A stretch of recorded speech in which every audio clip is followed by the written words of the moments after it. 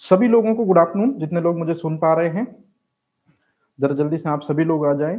तो ईवीएस की सीरीज को हम स्टार्ट कर रहे हैं। इसके हम 100 क्वेश्चन जो हैं वो देखेंगे और निश्चित रूप में आप लोग भी बराबर वही काम करेंगे जो हमेशा से आप लोग करते आ रहे हैं। कि आपके सामने एक क्वेश्चन आएगा और निश्चित रूप में उस क्वेश्चन का जो आंसर है आपको फटाफट देना होगा। उसके बाद उसकी जो डिटेलिंग होगी उस पर सबसे ज्यादा फोकस आपको करना होगा, क्योंकि वही सबसे महत्वपूर्ण चीज होगी। क्वेश्चन क्या है मैं आपको पढ़कर बताता हूं।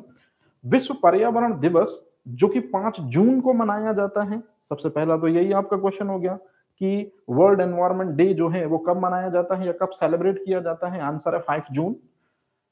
कौन सा ऐसा समिट था या कौन सा ऐसा सम्मेलन था जिस वजह से हमने वर्ल्ड एनवायरनमेंट डे को मनाना स्टार्ट किया। और आपके सामने जो 4 ऑप्शन है उसमें से 1972 वाला स्टॉकहोम है, या वन्य जीव संरक्षण अधिनियम है, मॉन्ट्रियल प्रोटोकॉल है, या अर्थ समिट है। इस सवाल का जो वास्तविकता में या रियल में जो सही जवाब है वो बिल्कुल सही है। ऑडियंस हमेशा से मैंने ये चीज देखी है, पहला क्वेश्चन जो है आप लोग हमेशा से पूरे पुरजोर तैयारी के साथ में एकदम सही करते हैं। पर्यावरण को सबसे पहली बार बचाने के लिए, याद रखिएगा, एनवायरनमेंट को सबसे पहली बार बचाने का सबसे पहला प्रयास जो है वो 1972 में ही हुआ था। स्टॉकहोम कॉन्फ्रेंस के नाम से उसे जाना जाता है। और स्टॉकहोम कॉन्फ्रेंस जो है वो शुरुआत उसकी हुई थी 5 जून को, और पर्यावरण को बचाने का सबसे पहला ये सम्मेलन था। इसीलिए जिस दिन स्टार्ट हुआ स्टॉकहोम कॉन्फ्रेंस, हमने उसी दिन को जिस लिए ये आया था उसी डे के रूप में मनाना शुरू कर दिया। तो पर्यावरण को बचाने के लिए स्टॉकहोम कॉन्फ्रेंस सबसे पहले स्टार्ट हुआ। एनवायरनमेंट को सबसे पहले बचाने के लिए स्टॉकहोम में सम्मेलन हुआ था 1972 में, और इसी वजह से विश्व पर्यावरण दिवस मनाया जाता है। ठीक है, बिल्कुल सही। अब ध्यान से सुनेगा। वन्य जीव संरक्षण अधिनियम आया था 1972 में। मतलब पर्यावरण का एक घटक होता है वन्य जीव या जैविक घटक, जिसके अंतर्गत जंगली जानवर आते हैं जो जंगलों में निवास करते हैं। तो उनका अवैध शिकार हो रहा था या उनको जीव के स्वाद के लिए जबरदस्त मारा जा रहा था। तो शिकार ना हो और निश्चित रूप में जो वन्य जीव हैं उनको प्रोटेक्शन दिया जाए, तो 1972 में वन्य जीव संरक्षण अधिनियम आया था। मतलब ये लाइन बिल्कुल सिंपल है, याद रखिएगा, ये भी सही चीज है। ये क्वेश्चन आपसे पीटी में पूछा जाता है। अब यदि मैं आपसे पूछूं मॉन्ट्रियल प्रोटोकॉल जो है वो कब आया था, 16 सितंबर 1987 को। और मॉन्ट्रियल प्रोटोकॉल इसलिए नहीं आया था कि विश्व पर्यावरण दिवस था। मॉन्ट्रियल प्रोटोकॉल इसलिए आया था ताकि ओजोन परत को जो नुकसान पहुंचा रहे हैं, जैसे सीएफसी, जैसे CH3Br, जिसे कहते हैं मेफ्रॉन, जैसे कहते हैं नाइट्रोजन के ऑक्साइड, ये वो चीज है, इनको कहते हैं ओजोन विनाशक पदार्थ। तो ये सभी जो हैं ये ओजोन परत को नुकसान पहुंचा रहे थे, तो इन्हीं पर प्रतिबंध लगाना था। इसके लिए मॉन्ट्रियल प्रोटोकॉल कनाडा के मॉन्ट्रियल शहर में हुआ था 16 सितंबर को। और 16 सितंबर को इसीलिए हम मनाते हैं ओजोन दिवस। पृथ्वी सम्मेलन, मतलब पृथ्वी को बचाने के लिए, पर्यावरण को बचाने के लिए सबसे पहला सम्मेलन हुआ है 1972 में, और पृथ्वी को बचाने के लिए सबसे पहला सम्मेलन हुआ है 1992 में। मतलब इस सवाल का जो राइट आंसर है वो ए है, लेकिन जो तीनों ऑप्शन आपने देखे ये तीनों भी पीटी के 1 लाइन फैक्ट है, तो जिनको आपको ध्यान रखना पड़ेगा। चलिए चलते हैं आगे की तरफ। हिंदुस्तान में पर्यावरण को बचाने के लिए कानून कब बना था? और आपके सामने 4 ऑप्शन हैं, इनमें से जरा आप जल्दी से हमें बताइए कि हिंदुस्तान में एनवायरमेंटल प्रोटेक्शन एक्ट जो है वो कब लागू किया गया था। मतलब राष्ट्रपति इस समय ज्ञानी जैल सिंह हैं, उन्होंने फाइनल साइन कर दिए और पर्यावरण संरक्षण अधिनियम जो है वो क्या हो गया, लागू हो गया। सवाल का जो सही जवाब है वो देवांशु सिंह और कामिनी बिल्कुल सही कह रहे हैं। मतलब 19 नवंबर 1986। ठीक है, चलिए अगर मैं आपसे पूछूं कि 16 सितंबर 1987 को क्या हुआ था, तो आप बोलेंगे मॉन्ट्रियल प्रोटोकॉल की स्टार्टिंग हुई थी, जिसमें ओजोन डिप्लेटिंग सब्सटेंस जो है उन पर रोक लगाने की बात कही गई थी। तो निश्चित रूप में याद रखिएगा पर्यावरण संरक्षण अधिनियम जो है वो कब लागू हुआ था, तो आंसर है इसका बी, मतलब 19 नवंबर 1986। दूसरे क्वेश्चन का क्लियर हो गया सबको जवाब सही कि 19 नवंबर 1986 को पर्यावरण संरक्षण अधिनियम आया था।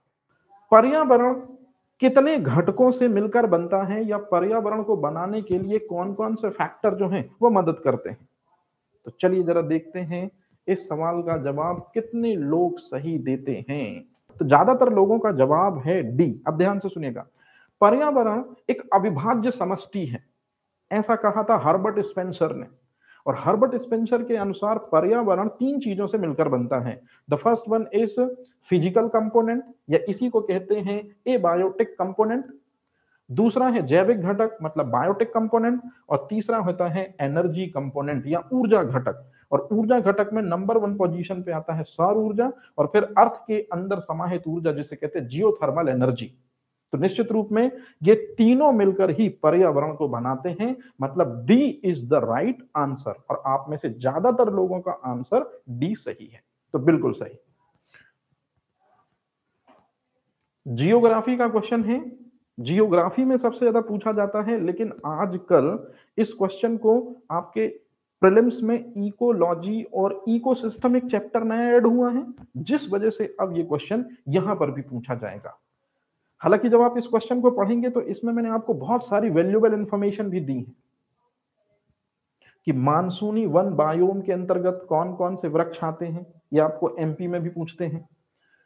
उष्णकटिबंधीय सदाबहार वनस्पति के अंतर्गत कौन कौन से वन आते हैं। टुंड्रा बायोम के अंतर्गत कौन सी वनस्पति आती हैं, मॉस और लाइकेन। निश्चित रूप में एक जंतु भी आता है, रेंडियर बोलते हैं इसको, और एस्कीमो लोग भी आते हैं। तो आपको मुझे यह बताना है कि सबसे ज्यादा बायोमास किस बायोम में होता है। यहां बायोमास का मतलब है पर्यावरण 3 घटकों से मिलकर बनता है, जैविक घटक, अजैविक घटक और ऊर्जा घटक। तो याद रखिएगा, जब भी हम बायोम की बात करते हैं तो बायोम में सिर्फ और सिर्फ पर्यावरण के जैविक घटक और अजैविक घटक को ही इंक्लूड किया जाता है। बायोम में याद रखिएगा ये बात हमेशा, पर्यावरण के सिर्फ 2 घटकों को ही दरअसल बायोम में इंक्लूड किया जाता है। तो सबसे ज्यादा पेड़ पौधे, सबसे ज्यादा जीव जंतु, सबसे ज्यादा सूक्ष्म जीव है ना, इनका नंबर होगा उष्ण कटिबंधीय सदाहरित वनस्पति में। मतलब इस सवाल का जो राइट आंसर है याद रखिएगा बी है, क्योंकि उष्ण कटिबंधीय सदाहरित वनस्पति जो है याद रखिएगा, यहां पर एक सबसे बड़ी खासियत है कि यहां पर साल भर वर्षा होती है, और साल भर वर्षा होने के साथ साथ में यहां टेम्परेचर भी अधिक मिलता है। और ये 2 कंडीशन सबसे फेवरेबल कंडीशन होती हैं बायोमास इंक्रीज करने की या जैव विविधता को बढ़ाने की। टेम्परेचर का ज्यादा होना, और दूसरा सबसे इंपॉर्टेंट चीज है रेनिंग का या वर्षा का होना। तो निश्चित रूप में इस सवाल का जो सही जवाब है याद रखिएगा वो क्या हो जाएगा, बी। अब यदि आपसे मैं पूछूं, ध्यान से सुनिएगा, कि मॉसिस और लाइकेन क्या है, तो याद रखिएगा ये वनस्पति है। लाइकेन से क्वेश्चन आता है वायु प्रदूषण के संकेतक किन्हें कहते हैं। सल्फर डाइऑक्साइड लाइकेन की वृद्धि को बाधित करते हैं। और मॉसिस जो होते हैं ये ब्रायोफाइटा के अंतर्गत आने वाले पौधे होते हैं। ये ब्रायोफाइटा वही वर्ग है जो थैलोफाइटा और टेरिडोफाइटा के बीच में पाया जाता है, और पादप जगत का उभयचर कहते हैं। तो पादप जगत का उभयचर ब्रायोफाइटा को कहते हैं, उसी वर्ग में आते हैं मॉसिस। रेंडियर जो होते हैं जनरली बर्फीले इलाकों में पाए जाते हैं और लोग इन्हीं की सवारी करते हैं। और सबसे इंपॉर्टेंट चीज, एस्कीमो लोग जो हैं ये बर्फ के मकानों में रहते हैं जिन्हें इग्लू कहा जाता है। तो बर्फ के मकानों में मतलब इग्लू में जो लोग रहते हैं उन्हें कहा जाता है एस्कीमो जाति या एस्कीमो जनजाति। तो ये लोग टुंड्रा बायोम का पार्ट है। तो इस तरह से इस सवाल का जो सही जवाब होगा वो बी होगा। तो याद रखिएगा B is the right answer. कि मानव के द्वारा जो प्रदूषण की समस्या को जन्म दिया जाता है या मनुष्य के द्वारा जो प्रदूषण किया जाता है, तो निश्चित रूप में ये कौन सा संबंध है मानव का पर्यावरण को प्रदूषित करने का। देखिए मैं मदद करता हूं आपकी। सबसे पहले पर्यावरण 3 घटकों से मिलकर बनता है, जैविक घटक, अजैविक घटक और निश्चित रूप में ऊर्जा घटक। तो जो मानव है, ये पर्यावरण के कौन से घटक में आएगा? बायोटिक कंपाउंड में आएगा, मतलब जैविक घटक। तो इनमें से जहां जैव लिखा है वो आंसर राइट होना चाहिए, लेकिन समझ नहीं आया। मैं मदद कर रहा हूं ना, इसीलिए तो मैं आया हूं भाई। दूसरा, प्रदूषण जो है पर्यावरण का अजैविक घटक होता है, जिसमें जीवन नहीं होता है। लीजिए आंसर आ गया आपका। मतलब जैव मानव और अजैव प्रदूषण। लीजिए, इतना सिंपल था आंसर इसका। अब यदि मैं आपसे पूछूं शिकार करना, मानव का शिकार करना कौन सा अंतर संबंध है? थोड़ा सा दिमाग लगाना पड़ेगा आपको। मानव जो है वो जैविक घटक है, और शिकार किसका किया जाता है बताइए? जीवित का किया जाता है कि अजीवित का किया जाता है? जब भी शिकार किया जाता है तो जीवित का किया जाता है कि अजीवित का किया जाता है? तो निश्चित रूप में इस दुनिया में जो सजीव होते हैं उन्हीं का शिकार किया जाता है, मतलब जीवित। तो अगर मैं आपसे पूछूं कि मनुष्य प्रदूषण की समस्या को पैदा कर रहा है, तो ये है जैव अजैव संबंध। लेकिन यदि मैं पूछूं कि मानव शिकार कर रहा है, तो मानव भी जीवित है, मतलब जैव है, और वो जिसका शिकार कर रहा है वो भी जीवित है, मतलब जैव जैव अंतर संबंध। क्लियर है मेरी बात? अब मेरे को एक बात बताइए, जैसे जैसे आप ऊपर जाते हैं, पृथ्वी की सतह से ऊपर जाते हैं, तो 1 डिग्री सेंटीग्रेड पर क्या चीज कम होने लगता है? जैसे जैसे आप ऊपर जाते हैं तो 1 डिग्री सेंटीग्रेड पर कौन सी चीज कम होने लगती है? तो 1 डिग्री सेंटीग्रेड मतलब तापमान। तो तापमान जैसे जैसे ऊपर हम जाते हैं तो निश्चित रूप में आर्द्रता या मॉइस्चर या ह्यूमिडिटी भी कम होने लगती है। तो टेम्परेचर भी दरअसल में अजैविक घटक है, और ह्यूमिडिटी भी दरअसल में अजैविक घटक है। तो ये हो गया अजैव अजैव घटक। ऐसे पता करते हैं इसको। या ऑक्सीजन भी कम होने लगती है तो ऑक्सीजन भी अजैविक घटकों में आएगा। आप ये चीज जरूर याद रखिएगा, बहुत इंपॉर्टेंट चीज। मनुष्य शिकार करता है, मतलब मनुष्य जैविक घटक है, शिकार भी जैविक घटक, तो जैव जैव अंतर संबंध। मनुष्य प्रदूषण फैलाता है तो मनुष्य जैविक घटक, प्रदूषण अजैविक घटक, तो जैविक अजैविक अंतर संबंध, मतलब सी इज द राइट आंसर। अगला क्वेश्चन हमको 2-3 बातें एक साथ बता रहा है कि साल 1928 सबसे पहली एंटीबायोटिक दवा, जिसे हम पेनिसिलिन के नाम से जानते हैं, अलेक्जेंडर फ्लेमिंग ने खोजी थी। परंतु अलेक्जेंडर फ्लेमिंग ने पेनिसिलिन दवा को जिस चीज में से निकाला था वो पेनिसिलियम नोटेटम था। अब पेनिसिलियम नोटेटम जीवाणु था कि प्लांट था कि विषाणु था कि फंगस में से उसको हमने एक्सट्रैक्ट किया था? मतलब इस दुनिया की पहली एंटीबायोटिक को हमने प्लांट में से निकाला था कि बैक्टीरिया से निकाला था कि फंगस से निकाला था? तो आप लोगों में से संतोष, नीरज और दिवाकर का कहना है D is the right answer. तो बिल्कुल सही बात है, जो डी है वो बिल्कुल सही जवाब है कि पेनिसिलियम नोटेटम जो है ये एक कवक का नाम है, एक फंगस का नाम है, जिसमें से इस दुनिया की फर्स्ट एंटीबायोटिक या इस दुनिया की पहली प्रतिजैविक दवा पेनिसिलिन को प्राप्त किया गया था। पेनिसिलिन यदि इस दुनिया की पहली एंटीबायोटिक है जिसको कवक से प्राप्त किया गया है, तो आप मुझे बताइए वर्तमान समय में जितनी भी एंटीबायोटिक दवाएं आ रही हैं उनको तो हम बैक्टीरिया से प्राप्त कर रहे हैं। तो सबसे पहली बैक्टीरिया से प्राप्त की गई एंटीबायोटिक कौन सी है, जिसकी खोज 1942 में वॉक्समैन नामक साइंटिस्ट ने करी थी, और एंटीबायोटिक टर्म भी वॉक्समैन ने ही दिया था?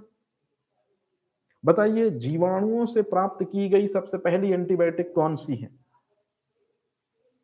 कवकों से प्राप्त सबसे पहली एंटीबायोटिक का नाम आपको पता है? पेनिसिलिन, बहुत बढ़िया अनिल, बहुत बढ़िया। इस दुनिया की सबसे पहली एंटीबायोटिक याद रखिए जिसको जीवाणु से प्राप्त किया था वो स्ट्रेप्टोमाइसिन है। टीबी के उपचार की डॉट्स थेरेपी जो होती है ना, directly observation treatment short course, प्रत्यक्ष प्रेक्षित चिकित्सा, उसमें पेशेंट को डॉट्स थेरेपी के अंतर्गत स्ट्रेप्टोमाइसिन ही परफॉर्म की जाती है, स्ट्रेप्टोमाइसिन दवा ही दी जाती है, जिसकी खोज वॉक्समैन ने की थी। और इस स्ट्रेप्टोमाइसिन नामक एंटीबायोटिक को स्ट्रेप्टोमाइसिस ग्राइसियस नामक जीवाणु से प्राप्त किया गया था। तो ये भी क्वेश्चन पूछा जाता है आपको, तो याद रखिएगा इस दुनिया की पहली एंटीबायोटिक पेनिसिलिन है, लेकिन पेनिसिलिन को फंगस से निकाला गया था। लेकिन एक और एंटीबायोटिक है स्ट्रेप्टोमाइसिन, उसको फंगस से नहीं, उसको बैक्टीरिया से प्राप्त किया गया था, और उस बैक्टीरिया का नाम है स्ट्रेप्टोमाइसिस ग्राइसियस। कोशिका का सफाई कर्मचारी लाइसोसोम कहलाता है, ये आपने बहुत अच्छे से पढ़ा होगा। अब आपको बताना है प्रकृति का सफाई कर्मचारी किसे कहते हैं, स्कैवेंजर ऑफ द अर्थ हम किसे कहते हैं। मतलब प्रकृति में हमारे घरों से जो कचरा कूड़ा निकलता है, निश्चित रूप में उस कचड़े और कूड़े को यहां पर इन 4 ऑप्शंस में से कौन है जो उस पर अटैक करते हैं, उसको डिकम्पोज कर देते हैं, उसको समाप्त कर देते हैं, कचड़े में से फूड और न्यूट्रिशन ले लेते हैं खुद के लिए और निश्चित रूप में कचरे को डिस्ट्रॉय कर देते हैं। तो बिल्कुल ठीक है, जितने भी लोग बोल रहे हैं डिकम्पोजर के लिए सी, आप सभी लोग एकदम सही हैं। प्रकृति के सफाई कर्मचारी जो हैं वो दरअसल में सूक्ष्म जीव हैं, और सूक्ष्म जीव का मतलब यहां पर जीवाणु और कवक, ये 2 वर्ड आप याद रखिएगा। तो जीवाणु और कवक वे सूक्ष्म जीव हैं जो निश्चित रूप में प्रकृति का जितना भी कूड़ा करकट होता है उसको डिस्ट्रॉय करके प्रकृति को नीट एंड क्लीन बनाए रखते हैं। आपसे एमपीपीसीएस एक क्वेश्चन पूछती है, क्या होगा यदि सूक्ष्म जीव नष्ट हो जाएं? क्या होगा यदि वियोजक या कंपोजर नष्ट हो जाएं? तो आपको कहना है पूरी दुनिया में कचरे का ढेर लग जाएगा, पूरी दुनिया कचरे से भर जाएगी, इस दुनिया की सुंदरता जो है वो नष्ट हो जाएगी। मतलब दुनिया को सुंदर दिखने में कहीं ना कहीं इनकी भूमिका सबसे प्रमुख है। तो इन्हीं को कहते हैं प्रकृति का सफाई कर्मचारी। मतलब इस सवाल का जो सही जवाब है वो है सी। बहुत बढ़िया। अब चलते हैं अपन आगे। सूर्य जो है उससे 3 विद्युत चुंबकीय विकिरण हमारी पृथ्वी तक आने की कोशिश करते हैं, लेकिन एक है जिसका नाम है पराबैंगनी विकिरण, वो ओजोन परत उसको अवशोषित कर लेती है समताप मंडल में। दूसरे होते हैं दृश्य प्रकाश, वो पृथ्वी की सतह तक पहुंचते हैं और उन्हीं के कारण हम एक दूसरे को देख पाते हैं दिन में। और एक होते हैं अवरक्त विकिरण। पूनम, गुड आफ्टरनून बेटा जी। और अवरक्त विकिरण गर्माहट के लिए उत्तरदायी है, मतलब ग्रीन हाउस इफेक्ट के लिए तीनों विकिरण में से अवरक्त विकिरण उत्तरदायी है। तो आपको बताना है कि सूर्य से जो 3 विद्युत चुंबकीय विकिरण आते हैं उनमें से जो पराबैंगनी किरणें हैं या पराबैंगनी जो विकिरण हैं उनके डिस्कवरर का नाम क्या है? तो आप लोगों ने आंसर दिया है बी, और बी जो है इस सवाल का बिल्कुल सही जवाब है कि पराबैंगनी किरणें जो समताप मंडल या स्ट्रेटोस्फीयर में एब्जॉर्ब हो जाती हैं ओजोन किरणों के, ओजोन परत के द्वारा। तो यूवी रेडिएशन जो ओजोन परत के द्वारा एब्जॉर्ब कर लिए जाते हैं समताप मंडल में, याद रखिएगा उन्हीं पराबैंगनी किरणों की खोज जो की है वो डब्ल्यू रिटर ने की है। मतलब जितने लोगों ने बी आंसर किया वो एकदम राइट है। डी के मीना का कहना है विलियम हर्सेल। विलियम हर्सेल ने पराबैंगनी किरणें नहीं खोजी थी, उन्होंने इंफ्रारेड रेडिएशन अवरक्त विकिरण खोजे थे जो ऊष्मीय प्रभाव के लिए सबसे ज्यादा उत्तरदायी है। न्यूटन ने गुरुत्वाकर्षण का नियम दिया था, और न्यूटन ने शीतलन का नियम भी दिया था, और न्यूटन ने गति के 3 नियम भी दिए थे। तो ये तो आपको ऑलरेडी पता है। रोएंटजन वो व्यक्ति है जिसने एक्सरे खोजी थी। एक्सरे का उपयोग हम टूटी हुई हड्डी का पता लगाने के लिए भी करते हैं, और एक्सरे जो है इसी को कहते हैं कंप्यूटेड टोमोग्राफी या कंप्यूटेड एक्सियल टोमोग्राफी में या सीटी स्कैन में भी एक्सरे यूज की जाती है व्यक्ति के प्रतिचित्रण हेतु। तो निश्चित रूप में इस क्वेश्चन का जो राइट आंसर है वो बी राइट है। अभी भी कई लोग सी कह रहे हैं, तो न्यूटन तो हो ही नहीं सकता। यदि आप न्यूटन कह रहे हो तो न्यूटन ने दृश्य प्रकाश की खोज की थी। क्वेश्चन बायोलॉजी से रिलेटेड है, लेकिन है बहुत इंपॉर्टेंट, बहुत इंपॉर्टेंट है। आपको एक व्यक्ति का नाम पता करना है। यदि आपने उस व्यक्ति के बारे में कभी सुना होगा तो यह चीज जरूर सुनी होगी, गालापागोस आइलैंड। और यदि गालापागोस आइलैंड सुना होगा तो 101% है उस व्यक्ति की थ्योरी आपके दिमाग में जरूर होगी, थ्योरी ऑफ नेचुरल सिलेक्शन। और थ्योरी ऑफ नेचुरल सिलेक्शन यदि आपको पता है तो फिर चिड़ियों की एक जाति होती है जिसे हम कहते हैं फिंच, या चिड़ियों की या पक्षियों की एक जाति होती है जिसको हम फिंच कहते हैं, वो दरअसल में चिड़ियों से संबंधित है। किस व्यक्ति ने दरअसल में चिड़ियों की जाति फिंच का पता लगाया था? तो याद रखिएगा, गालापागोस द्वीप में डार्विन ने 4 अलग अलग प्रकार की चिड़ियाएं देखी थी, और उसका ऐसा मानना था कि ये 4 अलग प्रकार की चिड़ियाएं जो हैं, ये वातावरण के कारण दरअसल में एक दूसरे से पृथक पृथक हैं। और साथ ही साथ उन्होंने जीवन संघर्ष भी इसमें सबसे महत्वपूर्ण पहलू बताया था। तो थ्योरी ऑफ नेचुरल सिलेक्शन में यही बातें हैं, मतलब बी राइट आंसर है, एकदम सही। तो इस सवाल का जो सही जवाब है कि थ्योरी ऑफ नेचुरल सिलेक्शन किसने दिया था? डार्विन ने। लैमार्क ने दिया था एक थ्योरी जिसको कहते हैं अपन, बताइए जरा, जेबी लैमार्क ने बायोलॉजी शब्द सबसे पहले दिया था। और जेबी लैमार्क वो व्यक्ति है जिसने अंगों के उपयोग और अंगों के अनुपयोग की थ्योरी दी थी। उसी थ्योरी में उन्होंने बताया था कि सांप के पैर नहीं होते हैं और जिराफ की गर्दन लंबी होती है। ये थ्योरी थी उपार्जित लक्षणों की वंशागति का सिद्धांत, मतलब inheritance of acquired character. So this theory was given by J B Lamarck, जो फ्रांस के साइंटिस्ट हैं। ह्यूगो डिब्रीज वो व्यक्ति है जिसने म्यूटेशन या उत्परिवर्तन थ्योरी दी थी कि यदि हमारे जेनेटिक मटेरियल में कभी चेंज आएगा तो वो सडन से आएगा, एकदम से आएगा। और जब भी हमारे जेनेटिक मटेरियल मतलब गुणसूत्र, डीएनए और जीन में यदि चेंज होगा तो निश्चित रूप में हम जो हैं वो एक दूसरी प्रजाति पे शिफ्ट हो जाएंगे। सो म्यूटेशन थ्योरी जो है वो ह्यूगो डिब्रीज ने दी थी। जेसी बोस के बारे में आपको पता ही है, जगदीश चंद्र बोस वो व्यक्ति है जिन्होंने कैस्कोग्राफ यंत्र बनाया था, और पौधों में जीवन शक्ति या चेतना शक्ति होती है इस बात के बारे में इंफॉर्मेशन दी थी। आरती राजपूत, गुड आफ्टरनून बेटा जी। तो फाइनल में इस सवाल का जो राइट आंसर है वो है बी। ठीक है, चलिए आगे चलते हैं। ये क्वेश्चन आप लोग हिस्ट्री में सबसे पहले पढ़ते हो जब सिविलाइजेशन पढ़ाई जाती है, इंसान के सफर को पढ़ाया जाता है जब वो जंगलों से निकलकर निश्चित रूप में बस्तियों की तरफ शिफ्ट होता है। या इस क्वेश्चन को करने के पहले मैं आपसे एक क्वेश्चन पूछता हूं, जरा मुझे बताइए, सबसे पहली टेक्नोलॉजी इंसान ने कौन सी सीखी थी? सवाल का जवाब देते हुए बहुत संजीदा होकर आप जवाब देना, क्योंकि बहुत इंपॉर्टेंट चीज मैंने आपसे पूछी है। क्वेश्चन का आंसर बाद में करिए, पहले जो पूछ रहा हूं वो दे दीजिए। सबसे पहली टेक्नोलॉजी ह्यूमन ने कौन सी सीखी?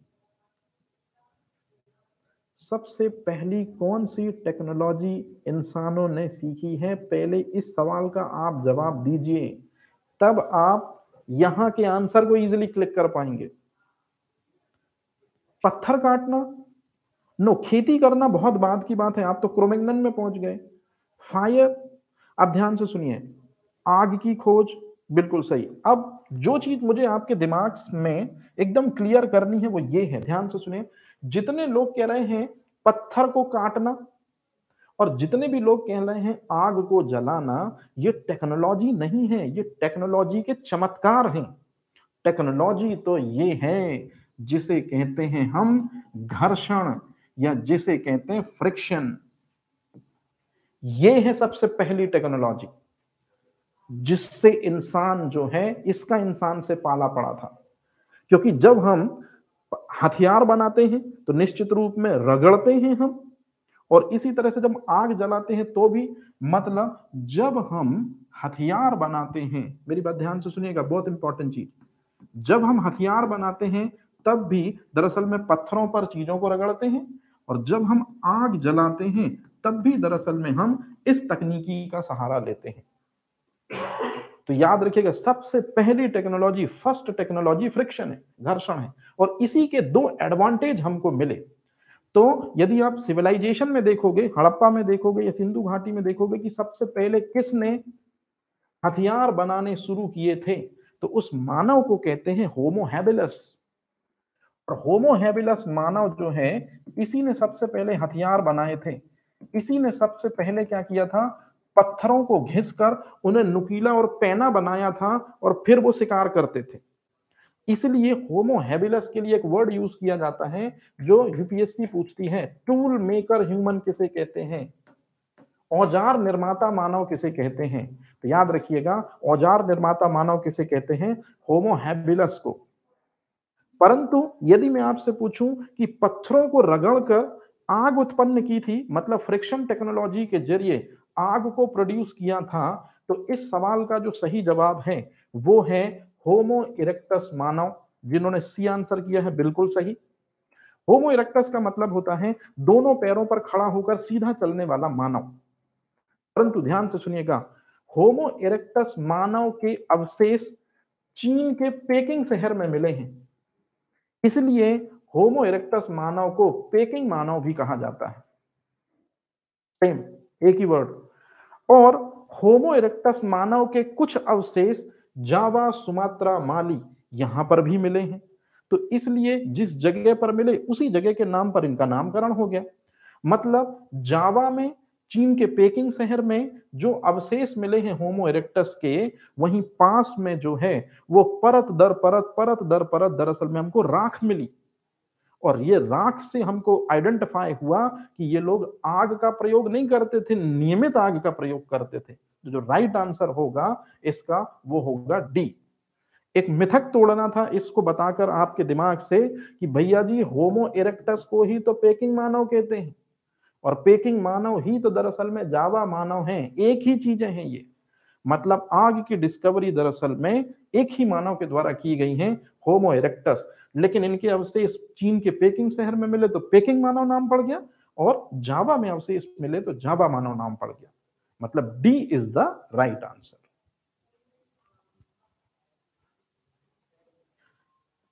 एमपीपीएससी का सबसे ज्यादा पूछा गया क्वेश्चन, और हमेशा पूछा जाएगा क्योंकि इसमें कंफ्यूजन बहुत होती है।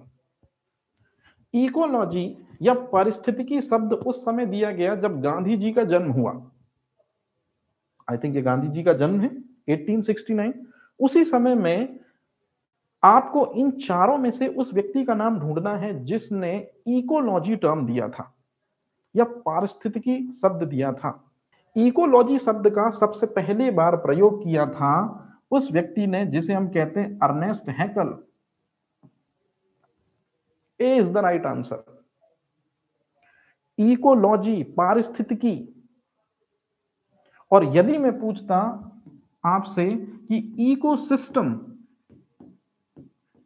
सो इकोसिस्टम या जिसको हिंदी में कहते हैं पारिस्थितिक तंत्र, मैं ये पारिस्थितिक लिख दिया और तंत्र लिख दिया है ना, ये समझ जाना। तो पारिस्थितिक तंत्र या इकोसिस्टम टर्म दिया था किसने? निश्चित रूप में एजी टांसले ने। डब्ल्यूजी रोजिन और ईओ विल्सन, इन दोनों ने जैव विविधता शब्द दिया था। ये लीजिए,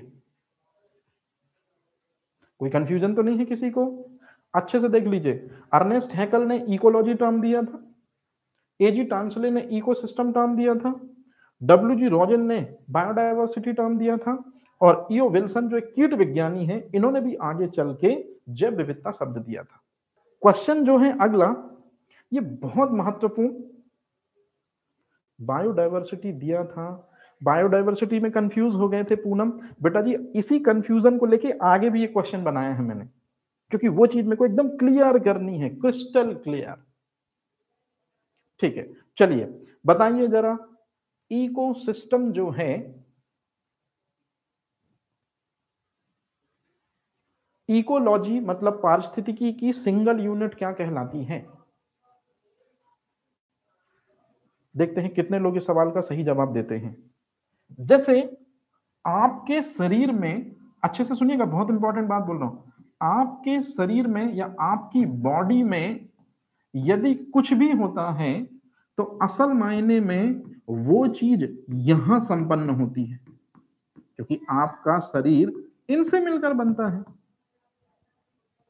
आपके शरीर में श्वसन, पाचन, उत्सर्जन कुछ भी होता है तो वो वास्तविकता में आपके बॉडी में नहीं होता, आपकी कोशिका में होता है।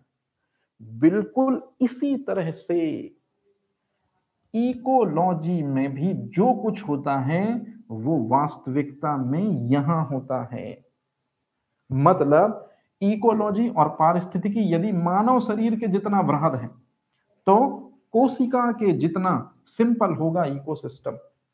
तो जैसे बहुत सारी कोशिकाएं मिलकर मानव शरीर बनाती हैं, बिल्कुल उसी तरह से बहुत सारे छोटे छोटे इकोसिस्टम मिलकर पारिस्थितिकी बनाते हैं या इकोलॉजी बनाते हैं।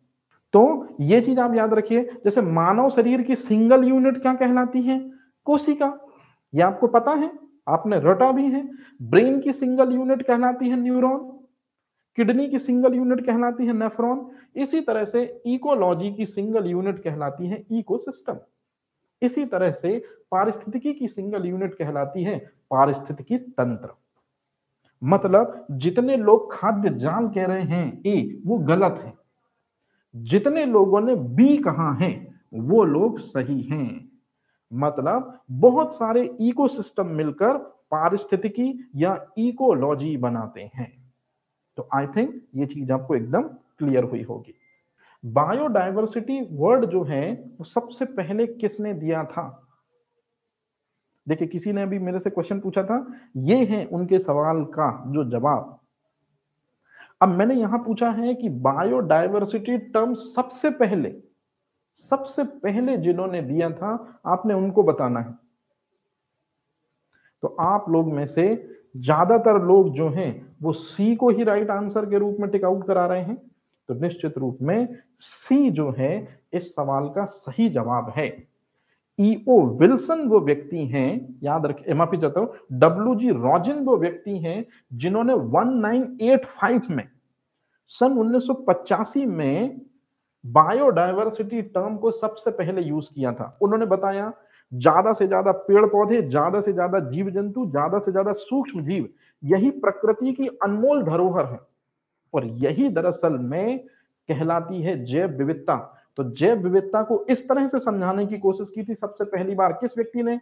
डब्ल्यू.जी. रॉजिन ने। लेकिन मेरी बात ध्यान से सुनिएगा, ईओ विल्सन ने एक साल बाद 1986 में कहा कि कीटों का नंबर कम होता जा रहा है पेस्टिसाइड्स के कारण। तो उन्होंने ऐसा ना बोलकर उन्होंने स्टेटमेंट दिया कि रासायनिक उर्वरकों या रसायनों के प्रयोगों के द्वारा कीटों की जैव विविधता कम होती जा रही है।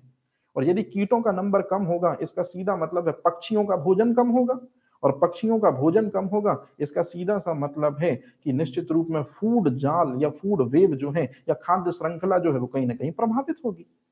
तो कहने का मतलब है कि सबसे पहली बार बायोडायवर्सिटी को 1985 में रॉजन साहब ने समझाया था और बाद में ईओ विल्सन जो एंटोमोलॉजिस्ट थे, कीट विज्ञानी थे, उन्होंने दरअसल में जैव विविधता टर्म को सेकंड बार यूज किया।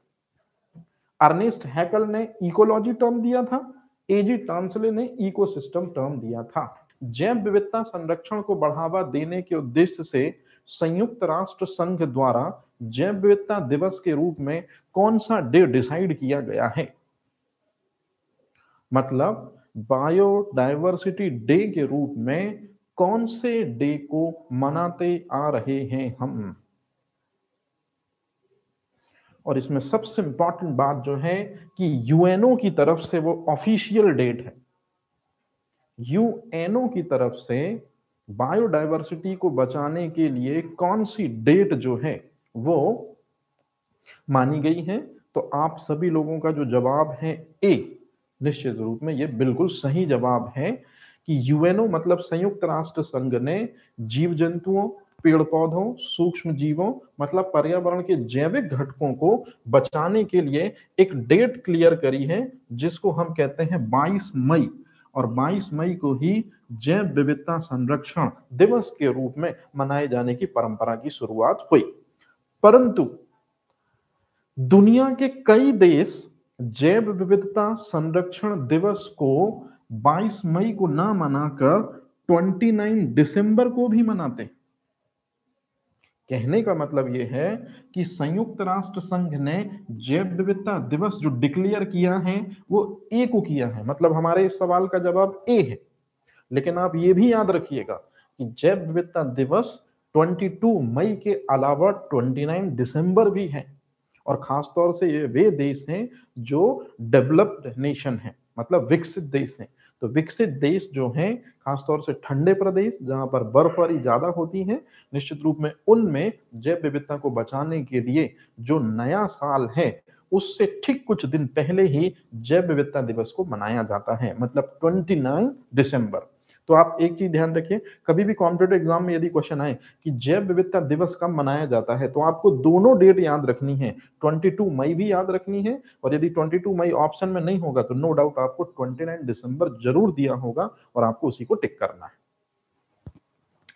5 जून को हम क्या मनाते हैं? विश्व पर्यावरण दिवस मनाते हैं, ये तो आप सभी लोगों को पता है। चलते हैं नेक्स्ट आगे के क्वेश्चन की ओर। भारत में सबसे ज्यादा जैव विविधता के भंडार कहां पर हैं? सबसे ज्यादा बायोडायवर्सिटी इंडिया में किस रीजन में पाई जाती है? चलिए अब मैं आपको इस सवाल का जो है वो क्लियर आंसर करके बताता हूं। आप लोगों ने सुना होगा केरल की साइलेंट वैली, अच्छे से देख लीजिए, केरल की साइलेंट वैली जो है, जैव विविधता सबसे ज्यादा यहां पाई जाती थी, लेकिन आज से 10 साल 15 साल पहले, तो आज से 10 साल पहले मतलब 2010 में यदि ये क्वेश्चन आता कि सबसे ज्यादा बायोडायवर्सिटी कहां पाई जाती है या भंडार कौन से रीजन है, तो निश्चित रूप में ये आंसर राइट था।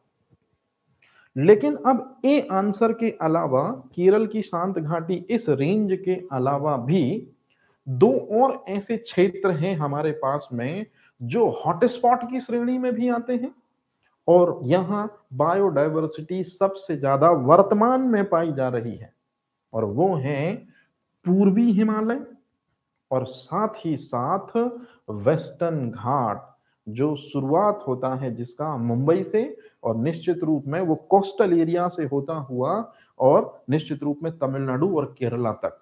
तो जो पश्चिमी घाट है या वेस्टर्न घाट है यहां, तो ये चीज आप याद रखिएगा। इस क्वेश्चन को थोड़ा सा अजीब मैंने इसलिए बनाया, सबसे ज्यादा जैव विविधता पाई जाती है यहां पर भी और यहां पर, ये दोनों सही, लेकिन सबसे ज्यादा शुरुआत में जो सबसे ज्यादा जैव विविधता है वो कहां पाई जाती थी? केरल की शांत घाटी में। तो कहने का मतलब है कि ये तीनों ही जो जवाब हैं वो बिल्कुल सही हैं। लेकिन अब अगर कभी क्वेश्चन आएगा आपको कि भारत में जैव विविधता के भंडार क्या हैं, तो ये ऑप्शन नहीं होगा, तो फिर आपको ऑप्शन नंबर बी और ऑप्शन नंबर सी दोनों को सही टिक करना होगा। तो ये चीज आप याद कर लीजिए, ये मोस्ट इंपॉर्टेंट क्वेश्चन है कि भारत में सबसे ज्यादा बायोडायवर्सिटी कहां पाई जाती है? वेस्टर्न घाट और पूर्वी हिमालय का जो रीजन होता है यहां पाई जाती है।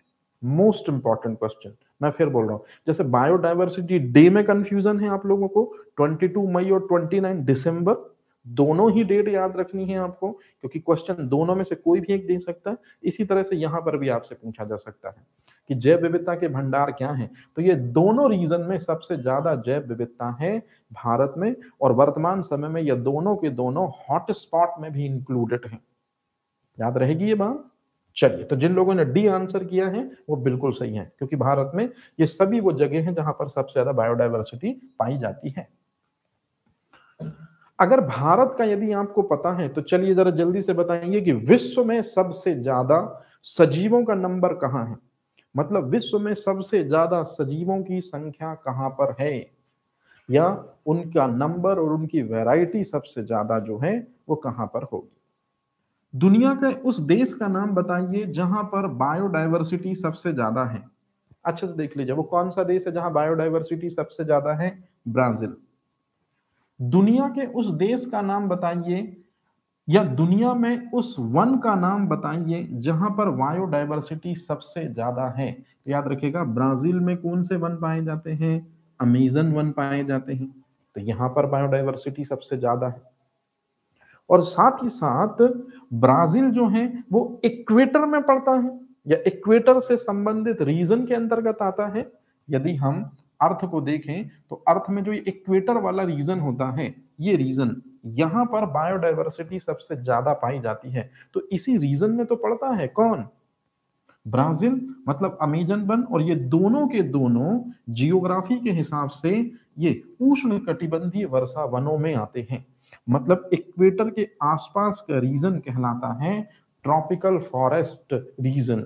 मतलब इस सवाल का भी जवाब जो है वो डी सही है। डी सही जवाब है।